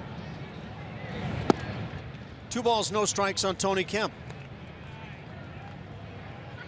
Tony is grounded out and flied out. As a player, if I was on a team that was beating up on another team as well as they are, 11-1 over the Los Angeles Angels of Anaheim, yeah, I expect it. Well, I guess it's all in perspective. At least at times. If you look at the way the Texas Rangers have played against the Astros, you have that feel as an Astros follower that, boy, you just can't beat these guys. And that's no doubt how the Angels and their fans feel about playing against the Astros.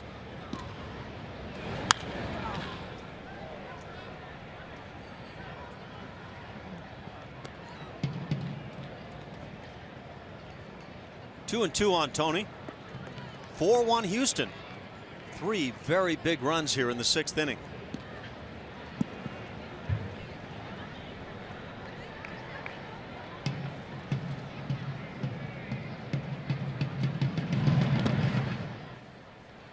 And now 3 and 2.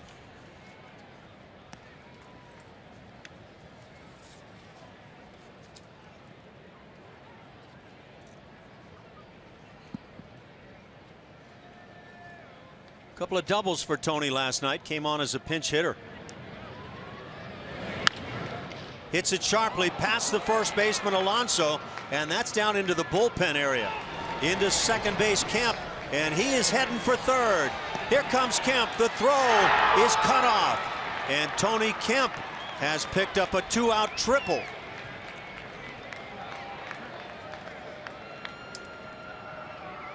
Three extra base hits starting with last night's game. That is the 3rd major league triple now for Tony Kemp. And again, Colby Rasmus not able to get in that lineup, opening the door for Tony Kemp, and he's taking advantage of the opportunity. Came in as a pinch hitter yesterday, 2 doubles. Now today gets the start in left field and rakes that ball down the right field line, noticing it going into that bullpen. Kind of turns into a yard sale in that bullpen. Made it tough for Valencia to come out there, but testing that arm, taking the extra 90 feet. Beautiful. Daniel Mengden done with his day as Bob Melvin, the skipper, has come out. Tony Kemp down at third base. Enjoying the filth of success. Daniel Coulombe, the left-hander, comes on to work it for the Oakland A's. Astros on top, 4-1 here in the 6th inning.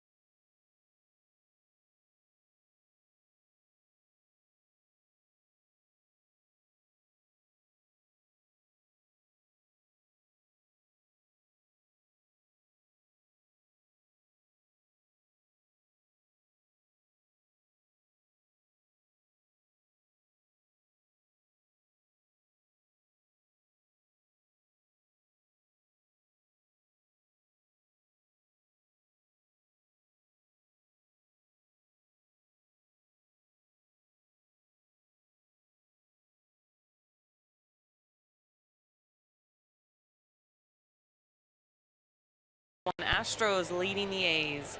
And tonight's winning word in our Want to Get Away sweepstakes is flight. That's FLIGHT. Visit rootsports.com/wantogetaway, fill out the form, and use the winning word for a chance to win 2 round-trip tickets from Southwest Airlines. A new winning word every game this week, so watch and win.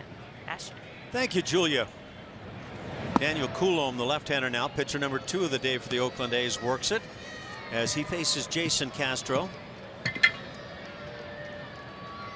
Tony Kemp down at third base for Castro, who's 0 for 1. He has struck out and walked. Got the coin flip on a close call, close pitch in the 5th inning. Ball and a strike on Jason.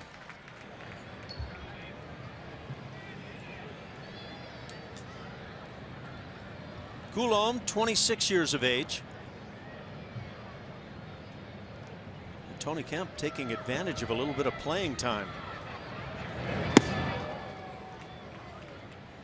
2-1.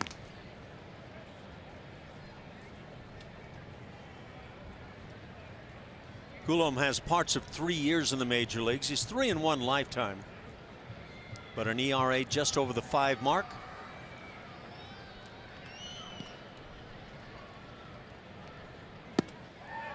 It's one of those left-handers that comes in, gets a lot of left-handed bats, and he has struck out a man an inning on his career.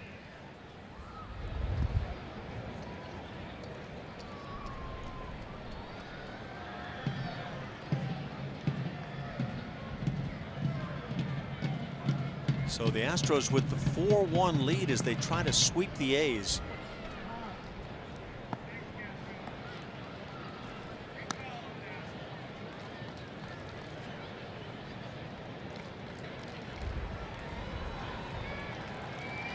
The A's had won 2 straight and 6 of 7 when this series began.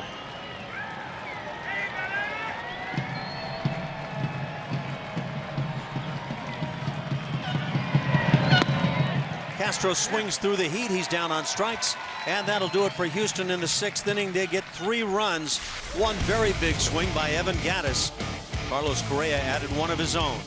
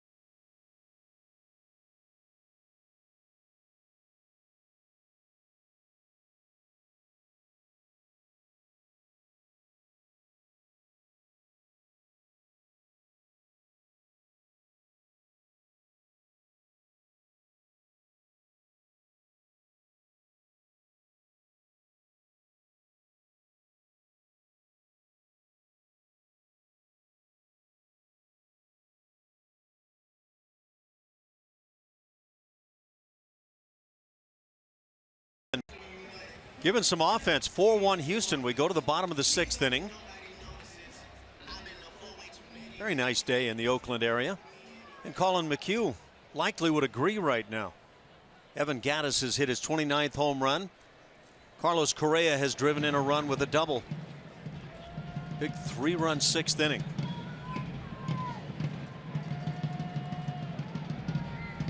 Danny Valencia leads it off, the cleanup man, followed by Yonder Alonso and Marcus Semien. And that first pitch in for a strike. The Astros did sweep a series here in Oakland last year, early on in the season. Remember that West Coast trip that saw the Astros go through Oakland, play very well. I think, if I'm not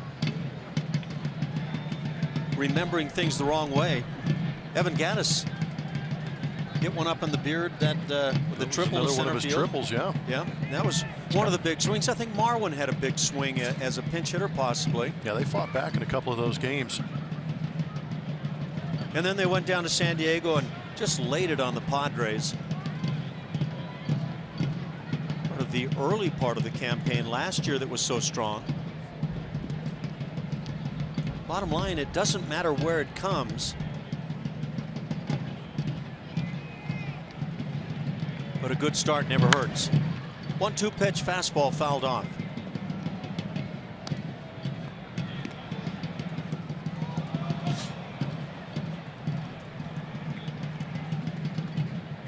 Yeah, the beat goes on, doesn't it?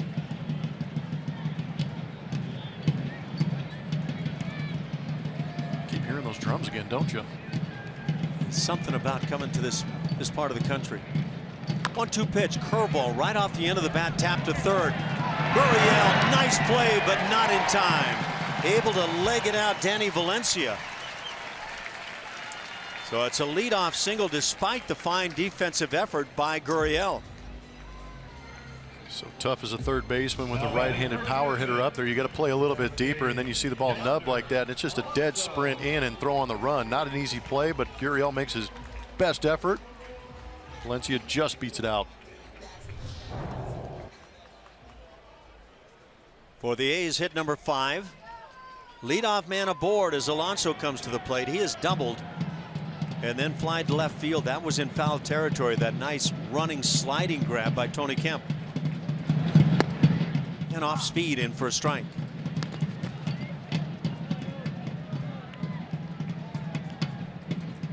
Astros bullpen starts to get busy.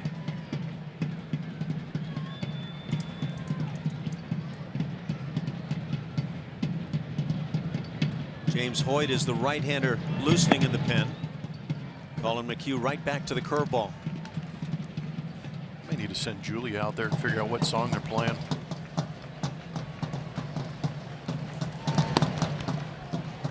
You need to go out there. They've got your flag out there. I thought that was they your do fan have the club. cow flag. Yep. They're waiting for you. Well played, Julia. 2-1 the count now. I don't have one of those cool wireless microphones and stuff. Go Bears. Are they represented most of the time here? I think should have made Julia take a picture with that flag, to be honest with you. No. I know where this is going. Seems to me there was I probably do owe him something. big football game that took place between a couple of teams recently. Popped up left side. Gurriel with that shift on, the only man there to make the play, and he does it nicely, battling the sun. Out number 1 here in the 6th. For me on that pop-up, Altuve quit on the play. Yes, he did. Now batting shortstop, number 10, Marcus. Looked like a pretty good pitch for Alonso to hit. Got a little bit long. Just clipped it maybe a little bit out in front. He's annoyed with himself knowing he had a good pitch to hit. He got a couple, didn't he? Yeah, rare pop fly with no Altuve involved, as Marcus Semien stands in 1 for 2.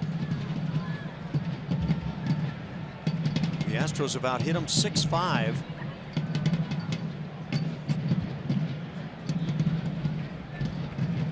Semien snapped an 0 for 10 with a base hit in the 4th inning, and now puts it in the air right center field. Marisnick shaded that way, makes the play. 2 down, and the catcher Bruce Maxwell comes to the plate.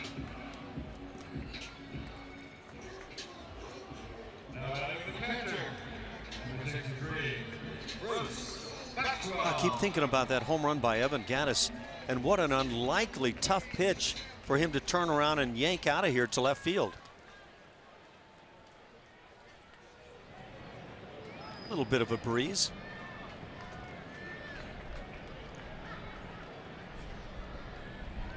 Collins starts him with a curveball.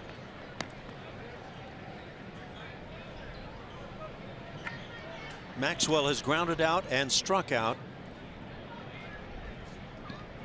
McHugh has struck out 5.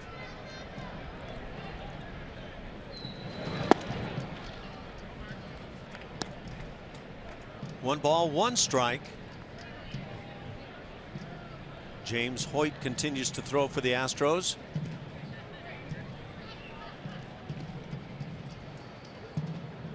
Zach Neal, right-hander, throwing for the Oakland A's.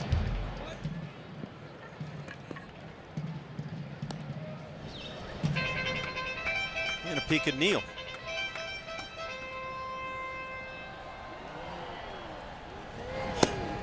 Coming right at you with the heater.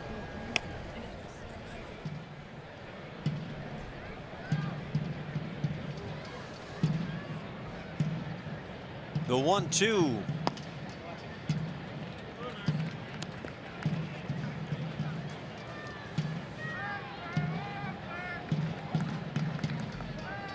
We've mentioned here in the series the Oakland A's They're last in the American League in runs scored.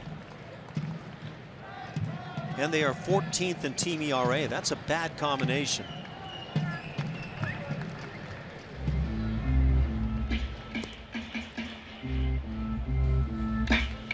They're 12th in home runs hit, 14th in stolen bases, 13th in team batting average.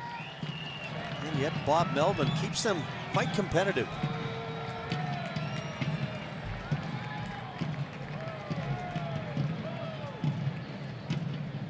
Runner goes from first. The pitch hit in the air and in the gap in right center field.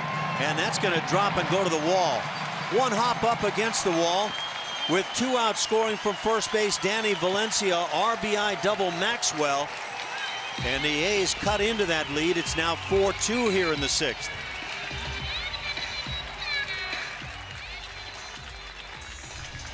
Good swing by Bruce Maxwell. Looked like maybe a cutter. Maybe just a fastball that flattens out on the inner third. At 88 might have been the cutter, but good job of bringing the hands in, not trying to get the barrel out in front of the hands and hitting that ball foul. Stays in that right center field gap. Picked up that run. A.J. Hinch is out to the mound. And it is the end of the day for Colin McHugh. He heads to the first base dugout. James Hoyt heads to the hill. And will take over with 2 outs here in the 6th inning. A man at second base and a 4-2 Houston lead.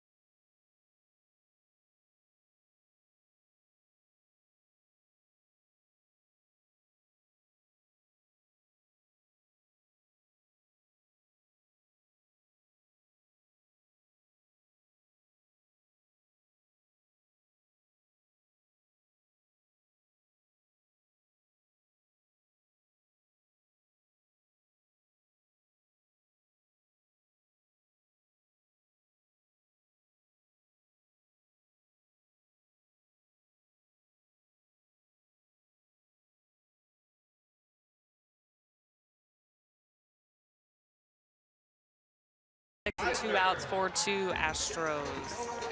It is time to name that Astro, presented by your local Honda dealer. We have clues for you. We want you to give your best guess to @RootSportsSW on Twitter. A career high 12 wins in 1980, a center of huge play in the LCS, and then had a golden nickname. Good luck, everyone. Can't wait to see your best guess. That's a clever little clue right there. Yeah, I'm out. I got you on that one. Line drive and a diving grab by Gurriel at third. One pitch from Hoyt and he gets the out thanks to some D on that left side of the infield. For the A's in the 6th inning, they get a run. It's 4-2, and there has been plenty of the leather laid out today.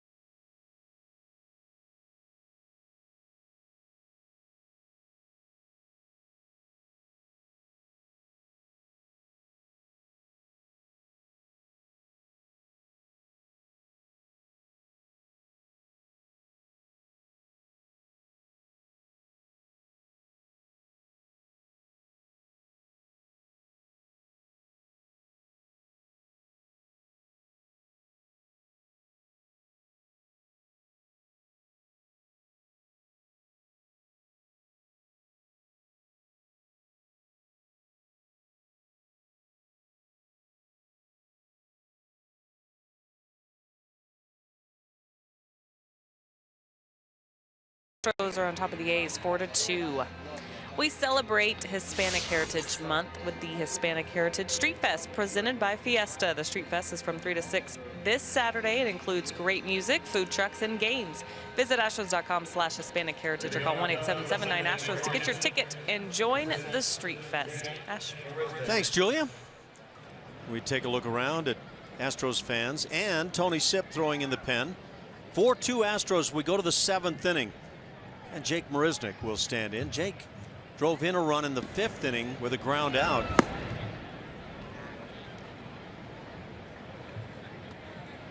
And new pitcher on for the Oakland A's, their 3rd of the afternoon. Zach Neal is the righty.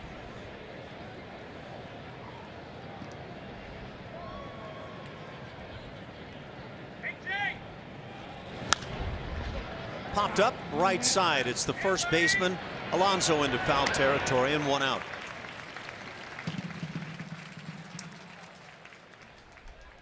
Here's a look at Zach Neal's numbers.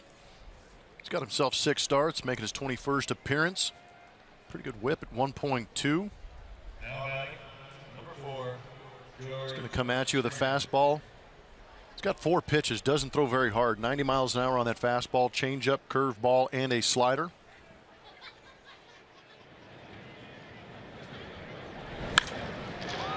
This ball is drilled by Springer up and over the head of Eibner. That's up against the wall. Springer gliding easily into second base. He has a 1-out double. Well, George Springer had struck out 3 consecutive at bats and now comes through with the stick. He's been able to salvage 1 hit in these ball games, but there have been strikeouts mounting up for George Springer, but does a good job on the pitch down of keeping the barrel above the baseball until contact and then releasing through it.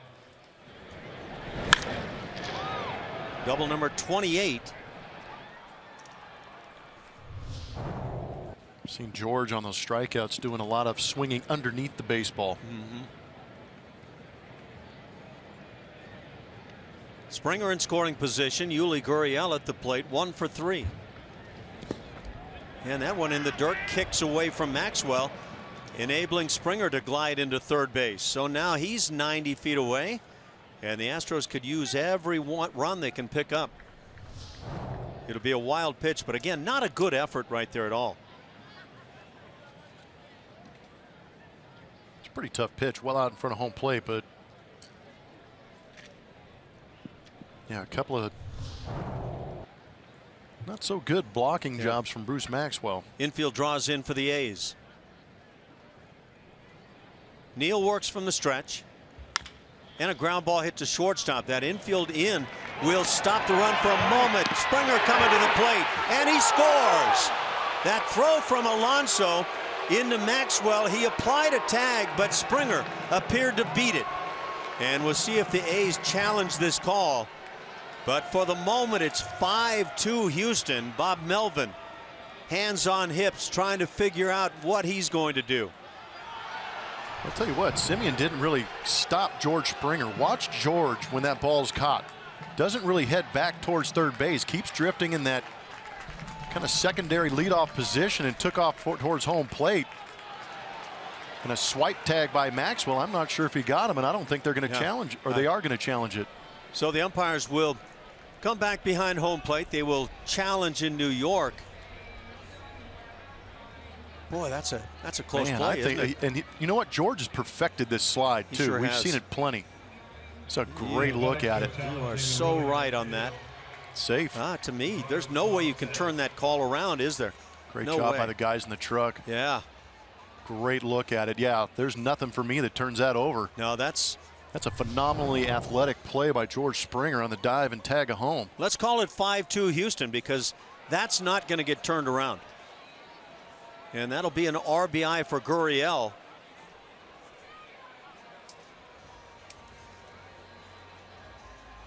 Yeah, they just showed him the big board up here in Oakland Coliseum, and not much of a reaction from these fans here at Oakland. He is safe. So the Astros add a run here in the 7th inning. Great play by Springer.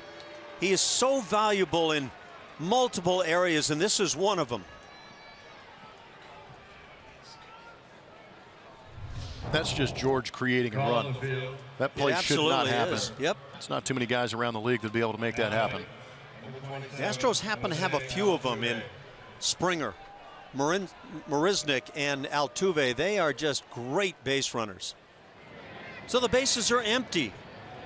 5-2 Houston. Altuve at the plate. He drilled one into left field for a base hit and scored in the 6th inning. He was aboard on the Carlos Correa double, and then Correa aboard on the home run by Evan Gattis. On a hop to shortstop, and that knocks Semien back. The throw to first, not in time. Very tough play. They've ruled it a base hit quickly. So Altuve, a couple of hits on the day, and now 203 on his great season.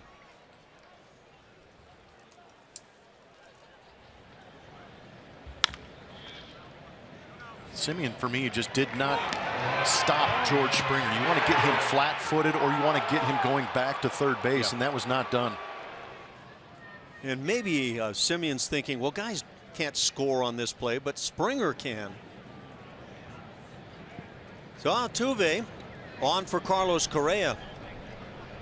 Same scenario as the 6th inning. Correa drilled one on a hop to the wall in right center field. Carlos has 34 doubles now.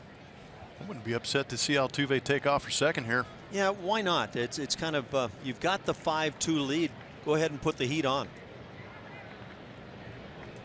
And we've talked about Altuve, 3 stolen bases shy of 30.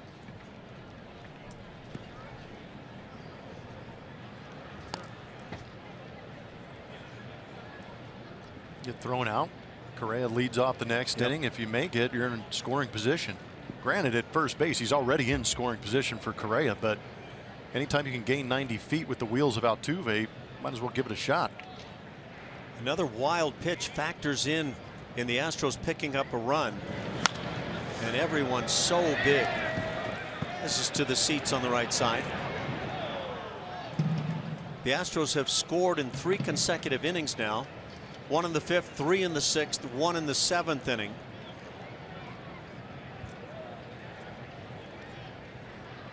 If you're A.J. Hinch, you just have to appreciate the outstanding athletes he has on this club.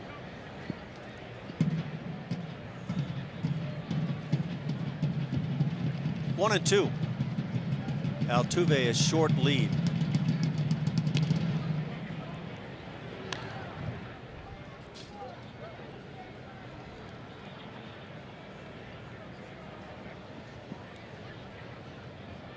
Colby Rasmus, another one of those guys who runs the bases very well, but Colby has been unable to play here recently. 1 ball, 2 strikes. And now in particular, when you get 2 strikes on a guy like Correa, yeah, it's not quite a freebie, but a great statistical chance to run if you are thrown out, what you were talking about.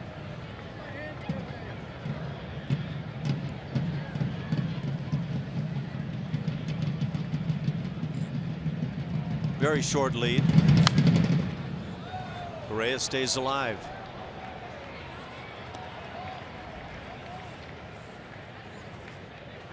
Altuve and Correa each with 2 hits.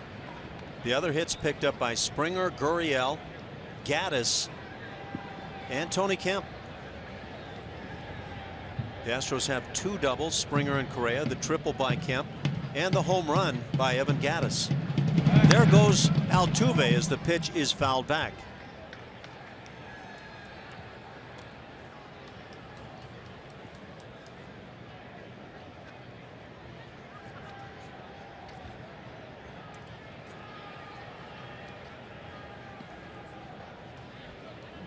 Evan Gattis, boy, he hit a tough pitch and launched it out to left field, his 29th of the year.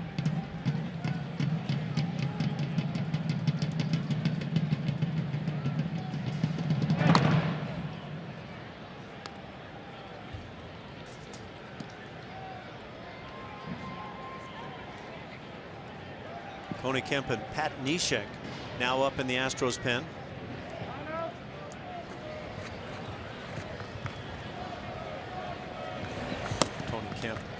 Tony Sip, excuse me.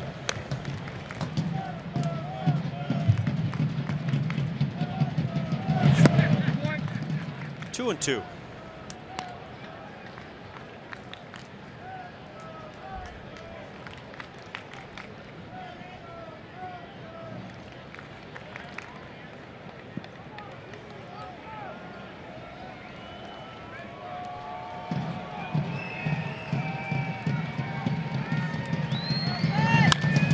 Ball hit left side, 2 hops for Simeon. He'll get the out at second base, and that'll do it for the Astros. They get the run as George Springer comes up with a gem.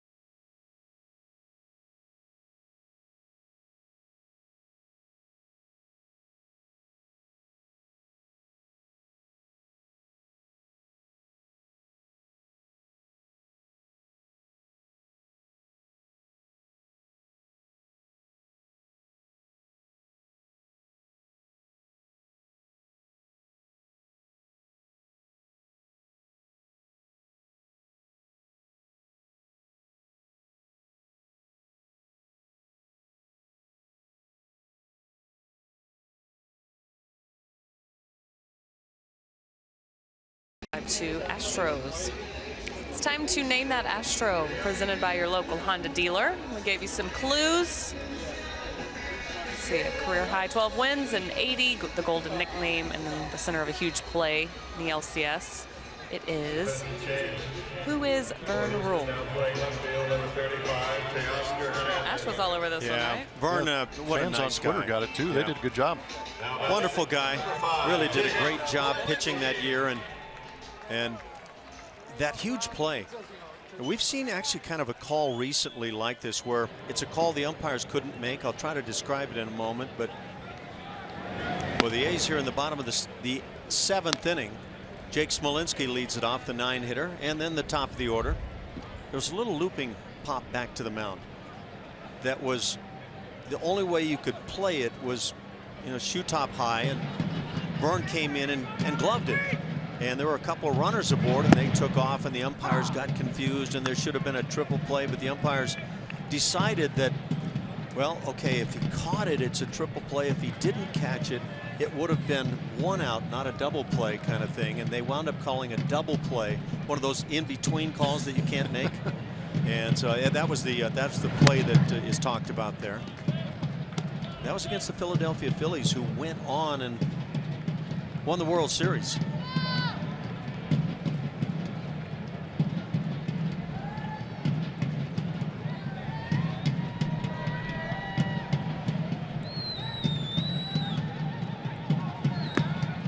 Vern, a former pitching coach with the Astros.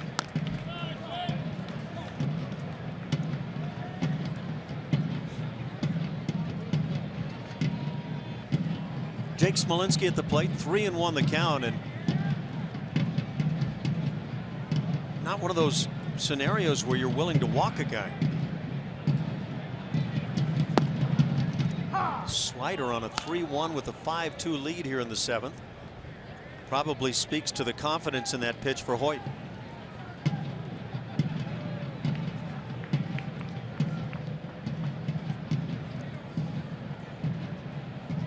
Neshek and Sip continue to stay loose in the Astros pen. Smolinski starts the bat, they appeal, and palms down. It'll be a leadoff walk to Smolinski. A.J. Hinch quickly out of the dugout. He's headed to the mound, and he'll bring on the left-handed arm of Tony Sipp as the left-hand hitting Joey Wendell comes to the plate. He's also followed by Stephen Vogt. So a couple of left-hand hitters now for Tony Sipp. Astros trying to protect this 5-2 lead.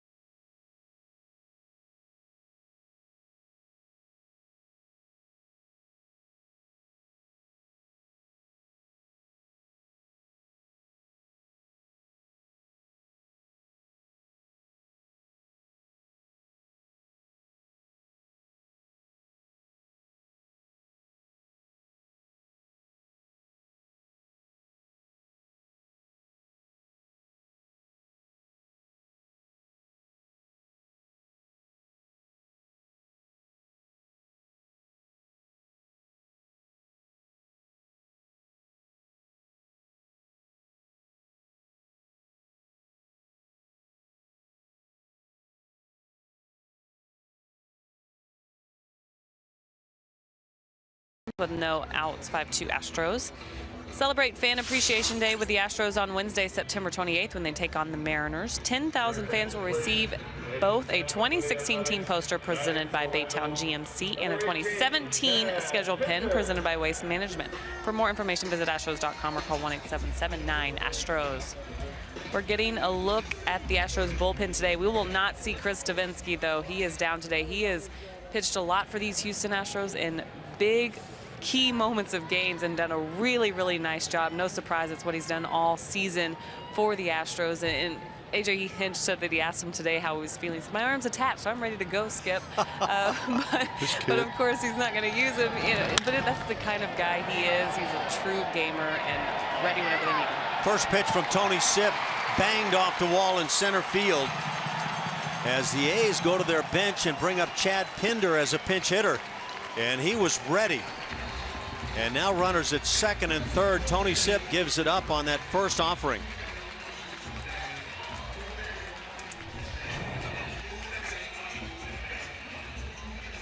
Yeah, as a pinch hitter coming off the bench, you're kind of have the mentality of I'm going to ambush the first fastball I get. And Tony Sipp gave him one out over the plate. Again, Jake normally very good. You can kind of see the hands go up on Jake as he looked back trying to find that ball and the wall at the same time. But looking directly back into the sun made that an extra tough play, but that ball was smoked from Pinder. Stephen Vogt will stay on for himself. So lefty versus lefty. Nobody out in the inning. Runners at second and third. And Sipp misses away.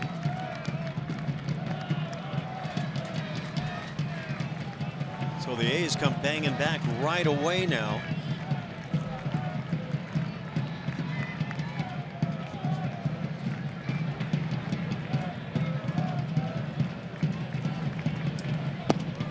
Two balls, no strikes.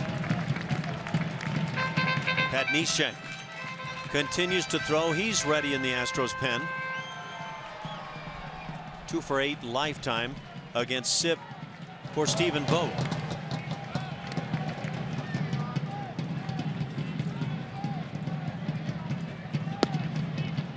And now 2-1.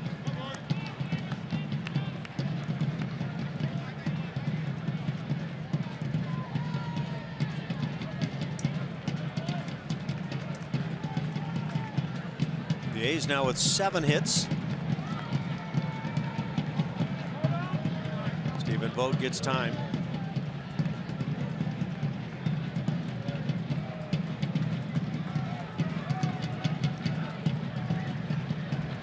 It never seems to come down easy against the Oakland A's. Ground ball up the middle. Correa's there to make the play. They get out number 1, but a run scores to make it 5-3. And moving into third base is Pinder. Smolinski scores that third run. A.J. Hinch coming out to the mound. Tony Sipp is done as Pat Neshek is summoned. So it's a 2-run game now. A man at third base, 1 out. And it's up to Pat Neshek to get the job done. We'll be right back.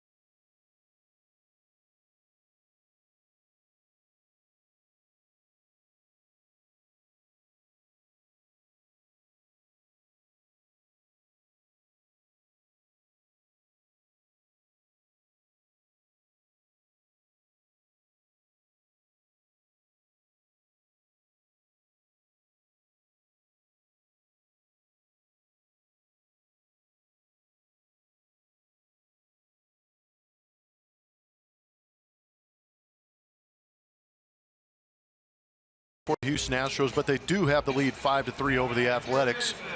And Devo, we saw this graphic earlier. Best ERA in Major League Baseball since May 22nd. You had to have at least 70 innings to qualify. And this started right after Davinsky's last start in the big leagues this season. So from that point, he has thrown 70-plus innings and has created an ERA of 1.39. But that is a lot of innings of doing some very good shutdown baseball out of that bullpen. Threw 45 pitches last night, and kind of jokingly, but probably meant it, that he would be available today if he was needed. Not sure he meant it. Ryan Healy at the plate. 3-hitting third baseman. 0 for 3 on the day, 0 for his last 10. Infield plays back for the Astros. They've got a 2-run lead. A.J. Hinch does not want to give up a big inning, but a tapper to shortstop's going to produce a run. Correa gets the out. That's 2 outs, but 2 runs scoring here in the inning, and it all starts with that leadoff walk. RBI for Healy. That's his 31st.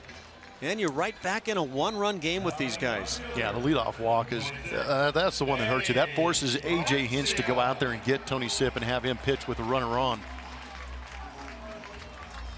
And the first pitch from Tony Sipp, banged off the wall in center field by the pinch hitter Pinder. Danny Valencia at the plate. Cleanup man. Has a walk and a hit today, and has scored a pair of runs.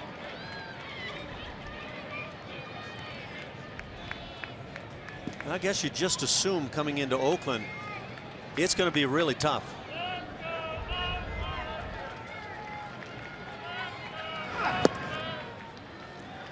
Had Neshek out in front of the count, 0-2. As long as there's a W next to you at the end of the day, that's all that matters. Right. But it is a grind out here for whatever reason. They just refuse to go away against the Astros. And again, these A's had just gotten done roughing up Texas and Kansas City. A 4-game sweep of the Royals.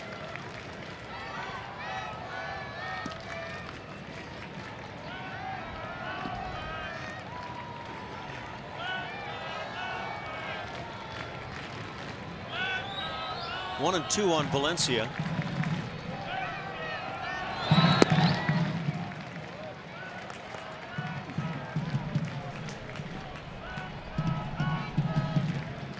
Yonder Alonso, the left-hand hitting first baseman, waits on deck.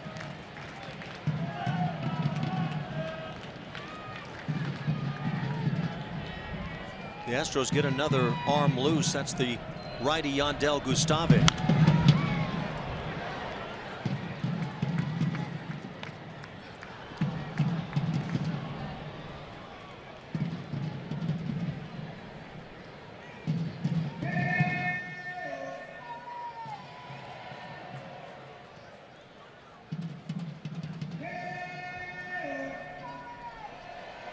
Starting to really feel like a grinder now in the 7th inning.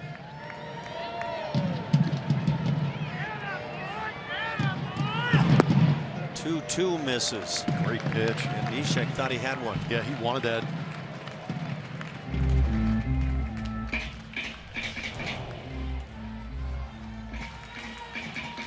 The A's get very tough right-hander Ryan Dull loosening in their pen.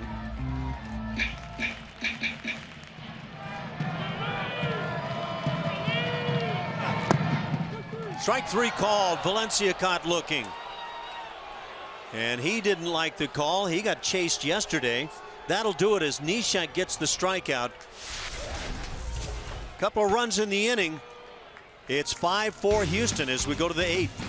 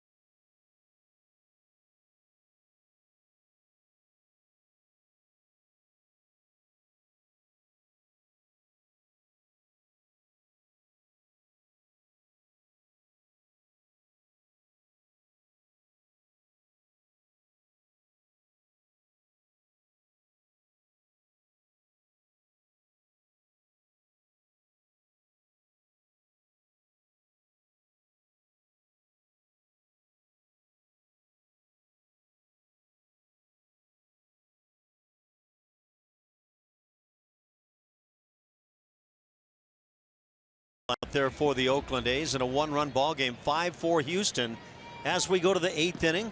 Evan Gattis leading it off. Very big swing for the Astros in the 6th inning. A 2-run dinger. Carlos Correa aboard.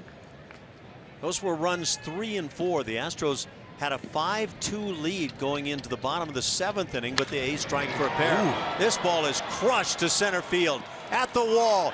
Second home run of the day, number 30 on the year for Evan Gattis. And the Astros put one back on the board instantly. The big man has done it again. 6-4 Houston.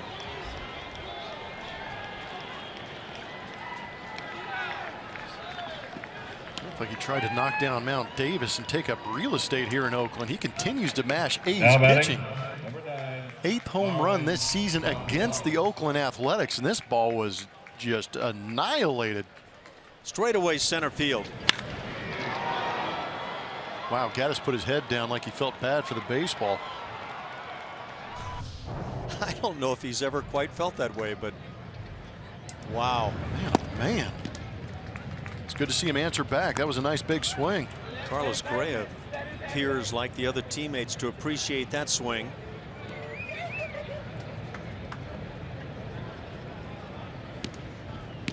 Dallas Keuchel hasn't been able to do a whole lot more for some time. Marwin drops a bunt. It spins back foul. Boy, after seeing that 5-2 lead get away in good part, that's a great swing to start the inning. 111 miles an hour off the bat. 439 feet. So that's what 111 sounds like off a bat, huh?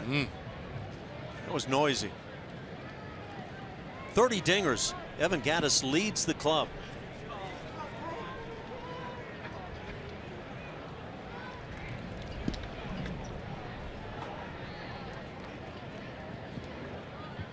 It's fun to have that guy as the teammate, isn't it? Well, everybody's cooler when they hit home runs. Absolutely. Marwin down on strikes. First out in the 8th inning. We talked about it. The A's crusher is Evan Gattis putting his head down. That was when the beard was just filling in. But again, this ball is just pummeled into left field seats. This one back at Minute Maid Park. 8 of these home runs on the season against these Oakland A's, and just as big as this ballpark is, not able to hold him. 1 out, and now Teoscar Hernandez grabs a bat. He pinch hits for Tony Kemp. Kemp wound up 1 for 3 with a triple. 6th inning 3-bagger. He wound up stranded at third base as Jason Castro struck out to end the inning. And now Teoscar tries to get a big swing. In the air to right. Valencia is back. He'll make the catch. 2 down in the inning. It hasn't just been the A's. It's been against the American League West. 58 games at 270 average. Nice slugging, 545, but 17 home runs. He is enjoying being in that Western Division.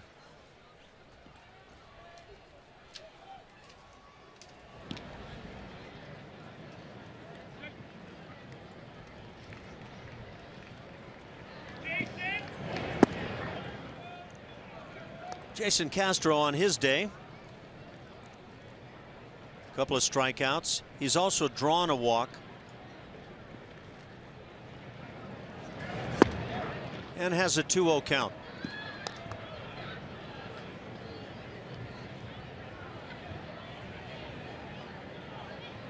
For the A's in the 8th inning, it's 5, 6, 7 coming up. Alonso, Simeon, and Maxwell.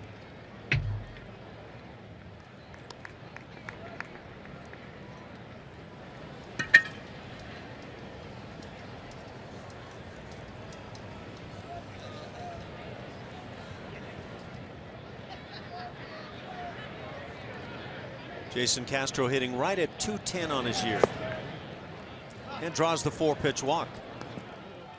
Second walk for Jason on the day. Brings up 9-hitter Jake Marisnick. Skipper Bob Melvin's coming out. He points to the bullpen. And the A's have right-hander Chris Smith loosening. He'll be summoned, and he'll face Marisnick. Astros on top by a pair now after the home run by Evan Gattis. It's 6-4, and we'll be right back.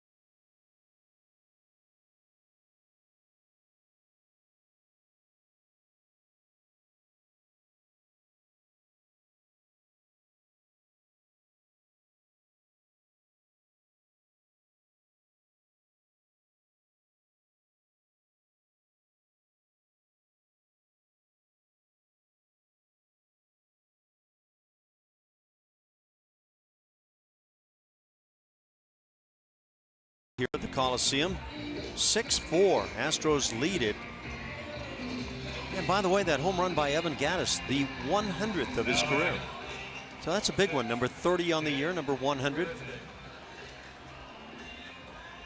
And our PR guy, Chris Pexato, gave us some good numbers too. Second multi-home run game of this season. 7th of Gattis's career.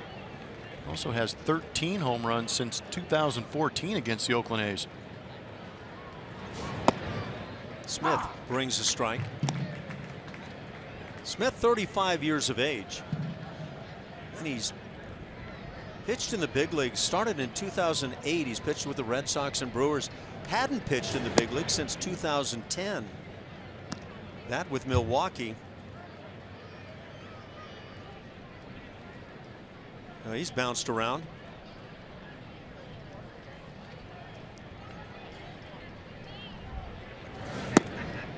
For Evan Gattis to get to 100 home runs now. He's hit 57 in the 2 seasons he's played with the Astros.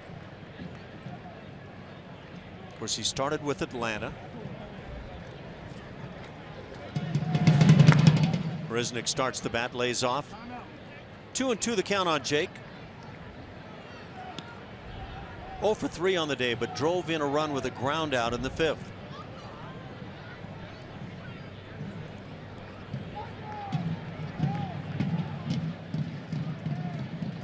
Been sitting on 5 home runs now for a while.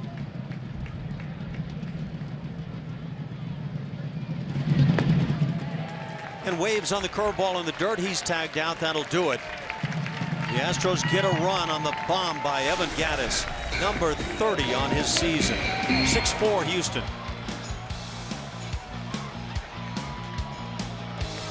Now batting.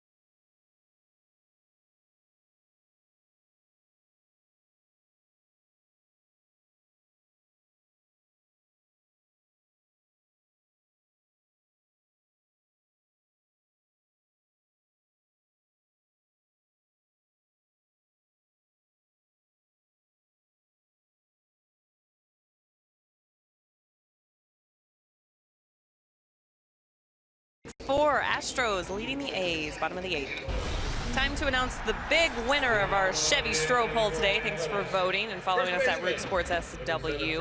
And we asked you, who has the coolest mustache of all time? So close. That hurts. So I heard that, I wasn't following along too closely, but I did hear that Alan Ashley made a huge late, or it was a late push really, after the pictures were seen. Right? So everyone just started to, How are you going to compete jump with that, on really? board. That's tough. Yeah, and then there's Tom Selleck on the list. That's just not fair.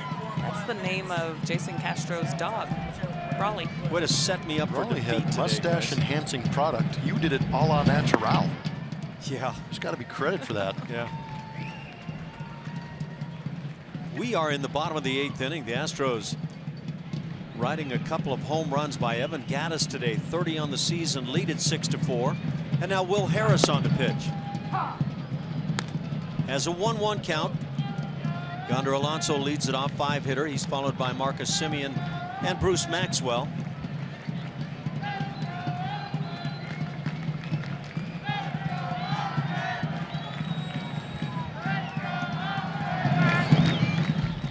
Harris, pitcher number 5 on the day for the Stros.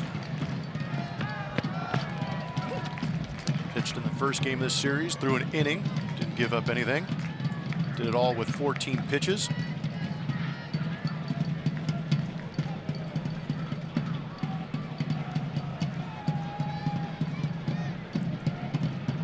Two balls and a strike. Shift on in the infield. And now it evens at 2-2.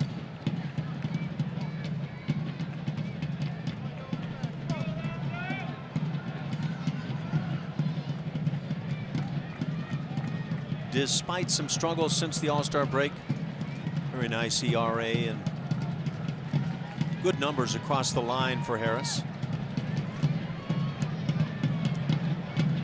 The 2-2. Line to center field. Marisnik shaded there, and a nice jump, and out number 1.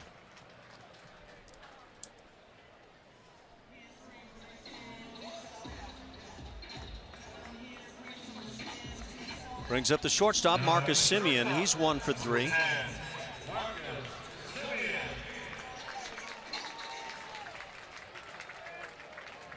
The Astros have out hit him today 9-7.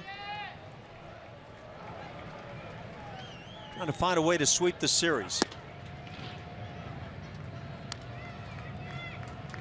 And if they do so, they'll take 5 out of 6 on this West Coast swing.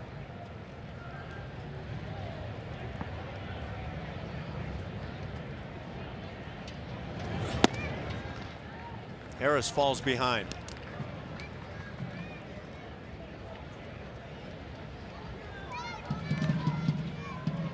Semien, plenty of pop. 26 bombs. He's driven in 70. And a 2-1 count.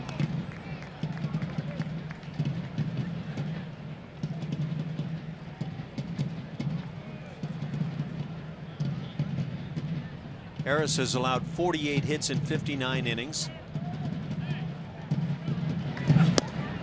2-2.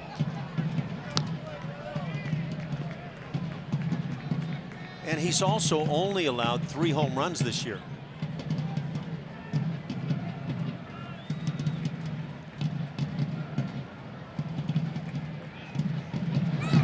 Good curveball for the strikeout. Second out of the inning. And strikeout number 7 for the Astros staff.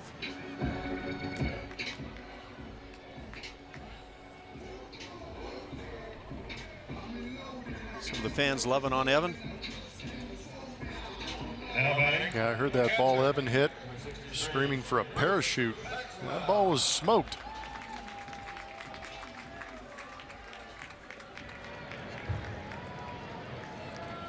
Bruce Maxwell at the plate, the catcher. 1 for 3 with a double.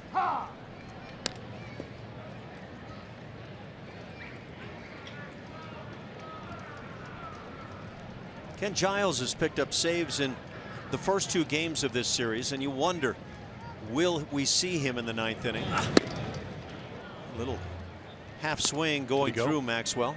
He went. You think so? Yeah. No appeal needed. It's not a good feeling.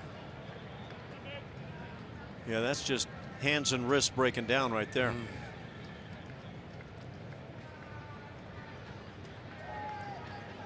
Ken Giles. Only he and AJ know. Maybe Brent Strom as well.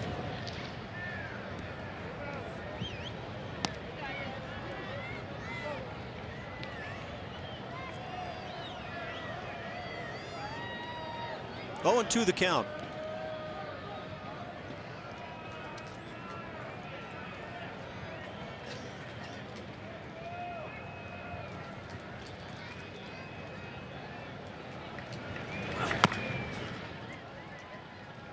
Curveball is pretty sharp, and that ball was close at the bag.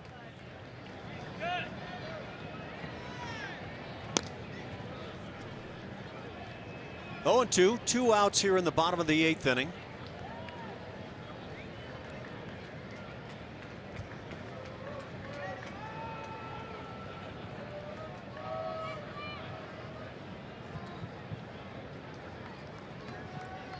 Sometimes you simply have to make your own excitement in Oakland. Not a big crowd at all.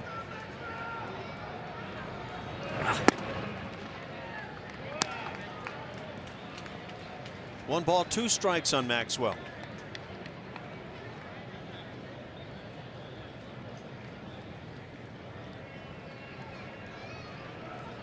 Some of the faithful hanging in.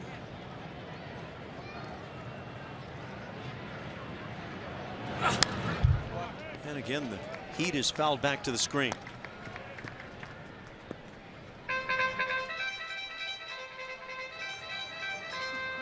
Yeah, sounds like the drums have faded out. I feel like they only do it when the opposing team is on offense. Just an annoyance factor? Yeah, just get in their ear a little bit. Curveball. Did the bat go through? Yes, it did. Home plate umpire takes it. Clint Fagan with the call.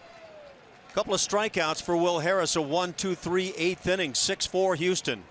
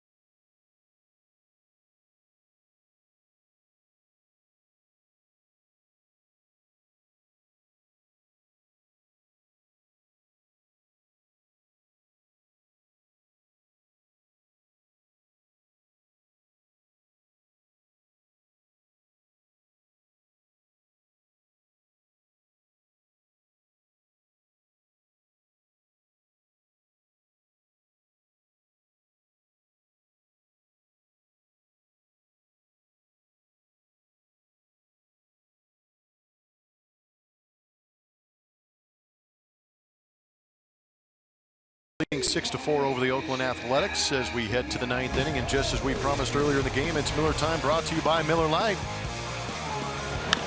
George Springer having a day.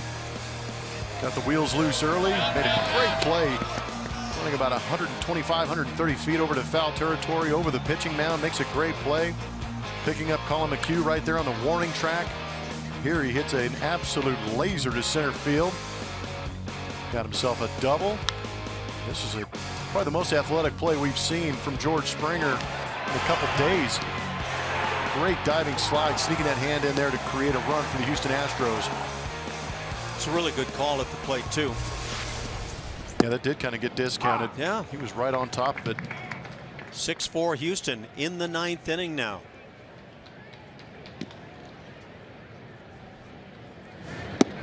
Smith still on the hill for the A's.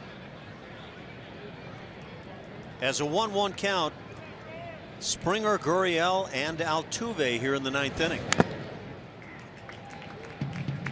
George struck out his first 3 at-bats of the afternoon, but he's turned that day around with that double, scored the run, and the defense has been extremely strong. We wondered about Ken Giles. Well, it would appear that Giles will not come on to start the 9th inning. Luke Gregerson is loosening. And again, Giles picking up saves the last 2 days. Also picked up a save on the 17th of September in Seattle. So 3 of the last 4 days. Springer in the air to right field. Valencia back. Out number 1.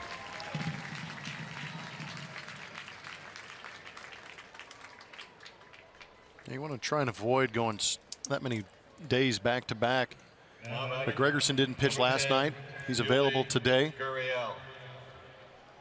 And also, you know, Will Harris, Luke Gregerson, and Giles are all technically closers. They've got those saves under their belt, so they're not completely foreign to the situation. Every closer wants to get every save he can get, but only within reason on the arm.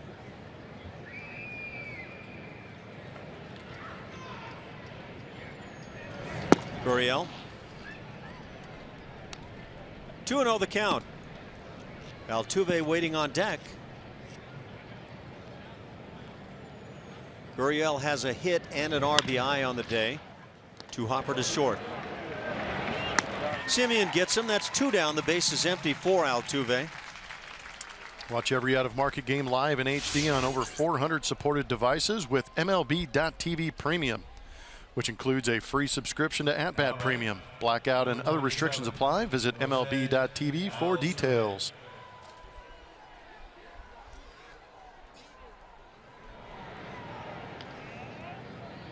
Altuve, a couple of hits. He was retired his first 2 at-bats on the day. Had grounded out and struck out, but then a single in the 6th inning. 1 more in the 7th.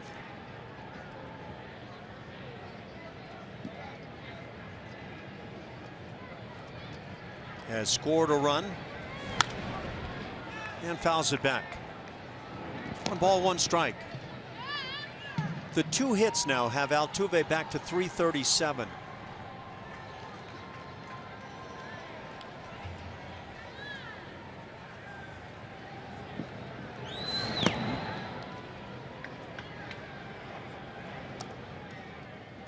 And if you're wondering and hadn't heard earlier, scoring change on a game in Seattle.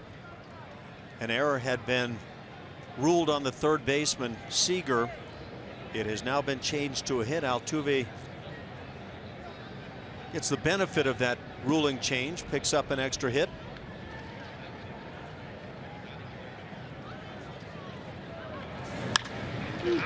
Pops one up. Had a pitch to handle. Into center field. Eibner makes the play, and that'll do it. 1, 2, 3 go the Astros in the 9th inning. To the bottom of the frame we go. 2-run lead.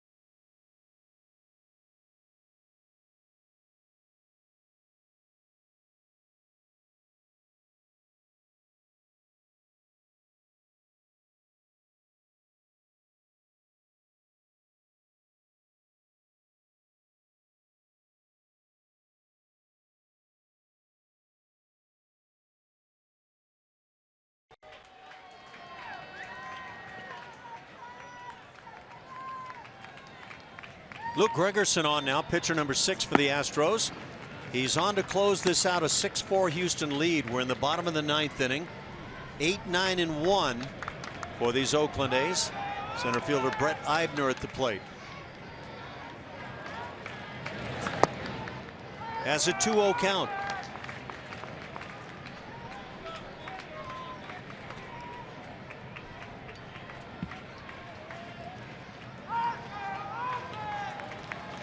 Gurriel drawn in on the third base side. And now 3 balls and no strikes as Gregerson cannot find the strike zone.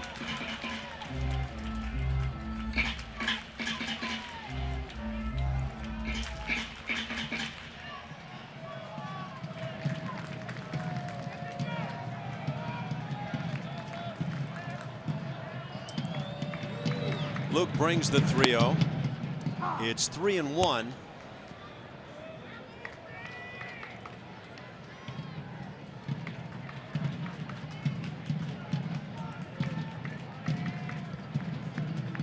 And right back to the plate. Ground ball right side. Marwin wide to his right, will glove and feed on to Luke, and out number 1. That's a big first out. Houston Astros Baseball on Root Sports is presented by Southwest Airlines. Transparency, low fares, nothing to hide. And by Lexus, the new 2016 Lexus ES and ES Hybrid. It's next level luxury. That is an absolutely gorgeous shot of the University of California at Berkeley. Did you love it? Absolutely. Even to this day, try and get over there as often as I can. If we have a morning, I can go over there and have some breakfast. Meet up with some old friends. Pinch hitter now for the Oakland A's. Left-hand hitting Matt Olson comes to the plate.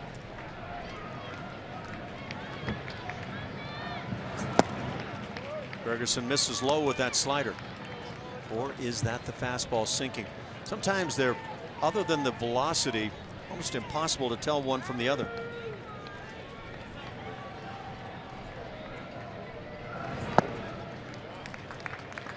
Sinker misses low again. 2-0 the count.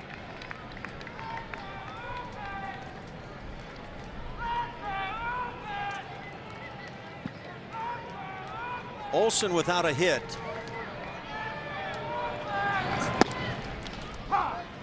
It's 2 balls and a strike.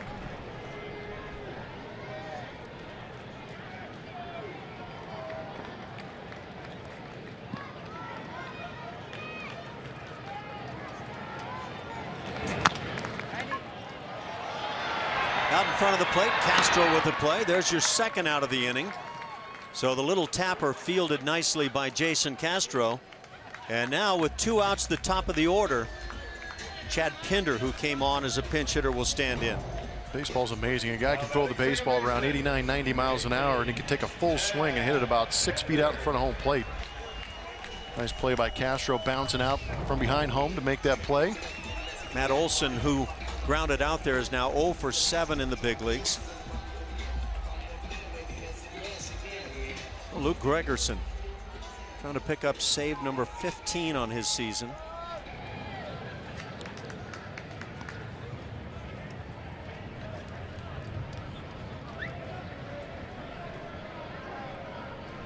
Two outs, base is empty. And Luke finds the strike zone. Pinder saw 1 pitch as a pinch hitter in the 7th inning and drilled it off the wall in center field, picking up a double. 0-2 the count.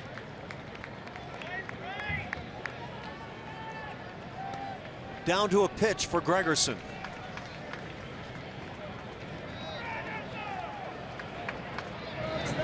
And the slider. Wow. Very close and called a ball. Great pitch. Boy, that was beautifully spotted. Yeah, it really doesn't get much better than that. That is a strike. And that's every pitcher's dream, to put it right there time and time again. So Clint Fagan misses that one. Now a 1-2 from Gregerson.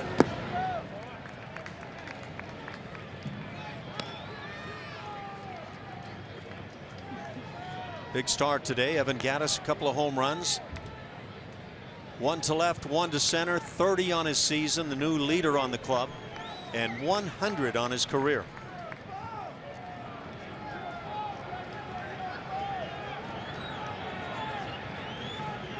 The 2-2. Will we do it again?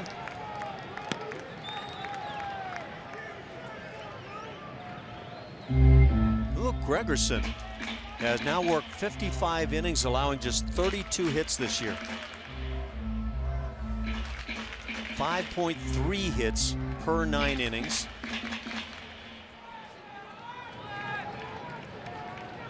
Excellent year for Luke. Slider, the bat started, they appeal, palms down. Luke has got to be wondering, how good a pitch do I have to throw to get this guy to strike out? He's already thrown a slider in the zone, and he got a swing right there, but they refused to call it to end this ball game. Got a couple of third strikes not called. Evan Gaddis agrees with us.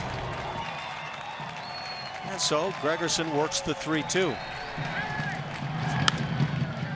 Little pop flared foul on the first side.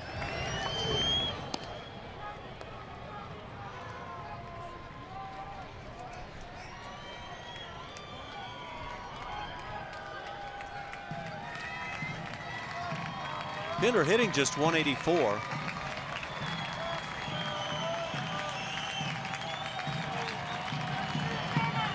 That double off the wall, his 7th hit of the year. And ball 4 delivered. And another close pitch. A 2-out walk. And that brings the tying run to the plate.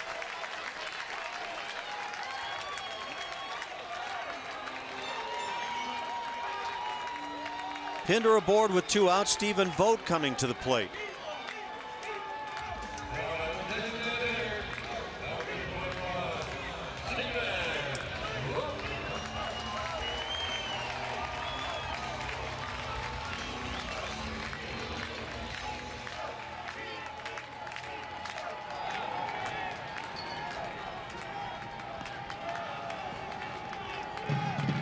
Marwin Gonzalez at first base is going to play behind Pinder, who now has a huge lead, and he's going to take off for second base.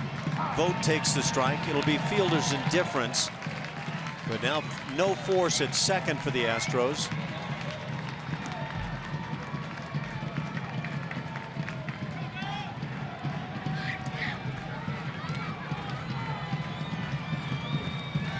Gregerson with the 0-1. Slider, and that's fouled back. Luke right out in front, 0-2 on Stephen Vogt.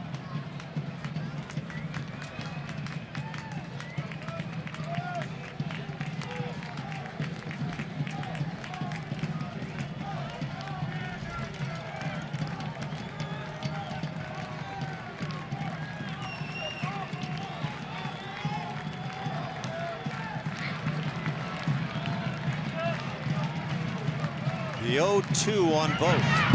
Half swing. Did he go through? Palms down at third.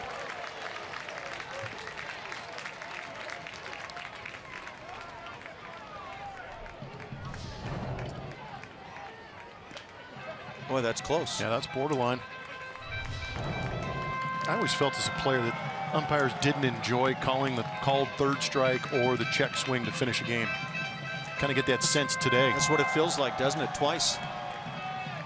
It would have appeared with our replay that Pinder went through on his. This was very close on Vogt. It's 1-2.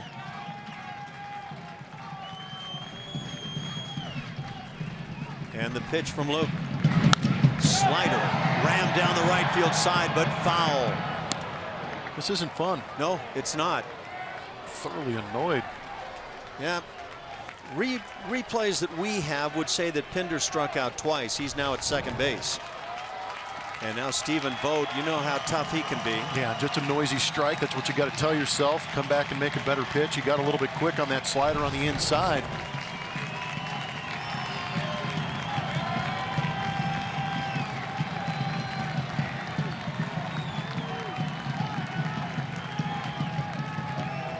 Again, the 1-2.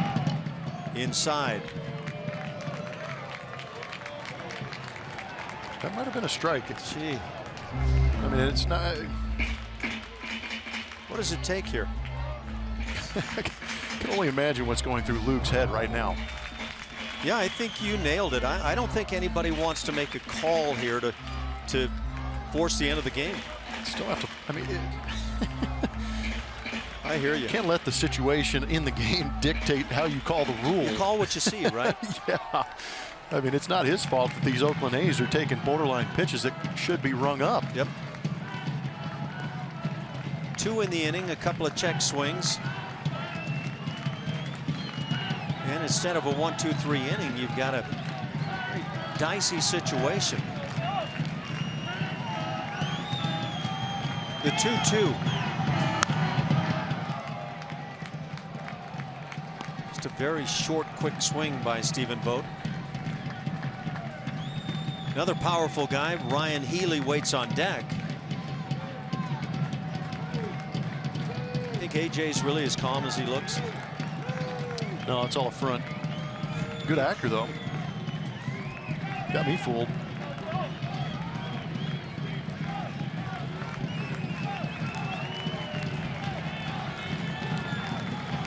Again, we do the 2-2.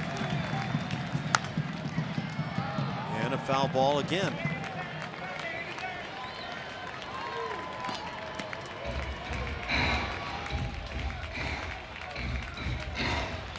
Stephen Vogt, a two-time All-Star.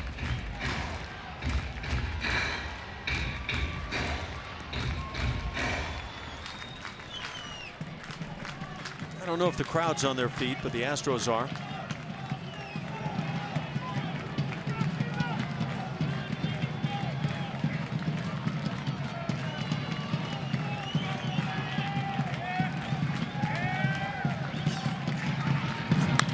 Ground ball to second. Altuve's there, and it goes through his legs.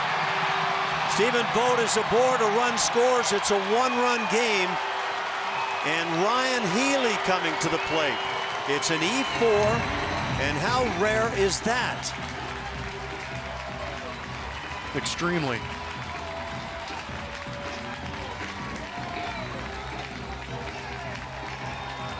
You know what? I got to give Altuve a lot of respect here, too. Yep. Booted that ball, but he immediately ran in and gave Luke Gregerson a slap on the behind and said, I will never do that again.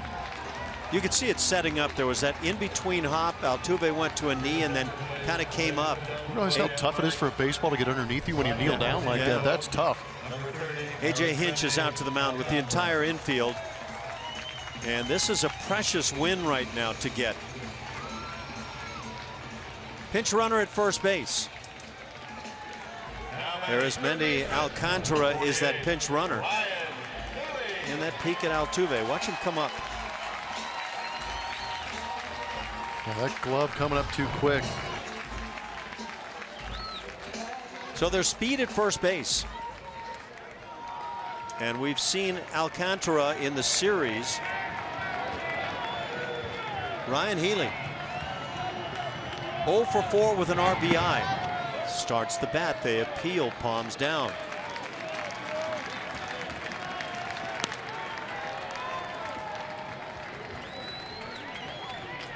Got to give Gregerson credit. Has not been the easiest of roads, and he actually got the Astros in a situation with that ground ball to win this ball game. Now he has to work a little bit harder.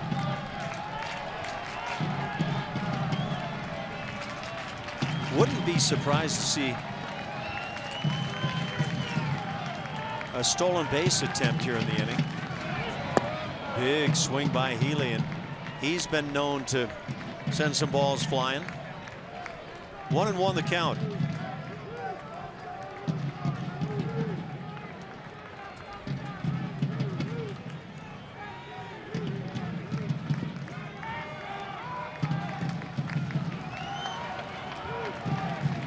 Outfield very deep. Runner goes. The pitch, a strike. The throw down. Perfect, and they got him. Jason Castro onto Jose Altuve, and a caught stealing to end this game. It winds up a one-run affair. Luke Gregerson picks up the save, his 15th. And Gregerson appears to be consoling Jose Altuve. For the moment, though, the Oakland A's are asking for a review on this call at second base. So hold on, it's not over yet. Call was a strike. Great release from Castro, and I believe that that is going to be an out. I don't see how you turn that one around. But Bob Melvin is out having a conversation. They're going to get on the headsets. What an inning. Yeah. This has been Why not crazy. drag this thing out a little bit more, huh? Absolutely crazy. And this is one of the more unique yeah. views you're ever going to see in a Major League Baseball stadium. Is a team who thinks they've won the game out of their dugouts, enjoying the afternoon, looking to get on their flight. The opposing team refusing to get off the field and waiting for a replay. Well, what we hope to see is the umpires come walking away from this huddle behind the plate with the out call. I'm saying he's out. He got him on that back of the elbow, I believe, before Alcantara could get that hand in there. Almost everybody here on their feet, players and fans alike. And you know Altuve wants to see the out call right here. It's in the hands of the folks in New York. And can anybody say he was safe and turn that call around? This will be a look on our Supermo. Tag. I mean, that is. I don't see how you turn that one around. Yeah, that's borderline. And we wait. Mike Winters was right on top of the second base umpire. They're probably going to take a little bit of extra time, knowing that the Astros are in contention for a wild card. Make sure they get this call right. They will review every angle that we are looking at also back in New York. Headphones coming off. Thumb goes up and the Astros win. It is an out call at second base. Great throw by Jason Castro. Altuve applies the tag. It was close. But when it's all said and done, Blummer, the Astros sweep 3 here in Oakland. And today a 6-5 win. Just an ideal situation. Winning that first game leads to that second game, leads to the third game. They had to battle through it here in Oakland trying to win this ball game. They are now currently tied at 1.5 games behind the Baltimore Orioles with the Detroit Tigers, who Orioles-Tigers will be playing later on this evening. The Blue Jays are in a tie ball game right now up north in Seattle, trying to duke that out. But the Astros took care of their own business. How about this road trip? 5-1. 5-1 on the West Coast. They're heading home. Tomorrow night they hook up a 4-game series against the Angels, and then Seattle comes in for the final 3 at home on the year. The Astros making this very interesting. Again, that final today, 6-5. Astros win it. Houston 6 runs, 9 hits, 1 error.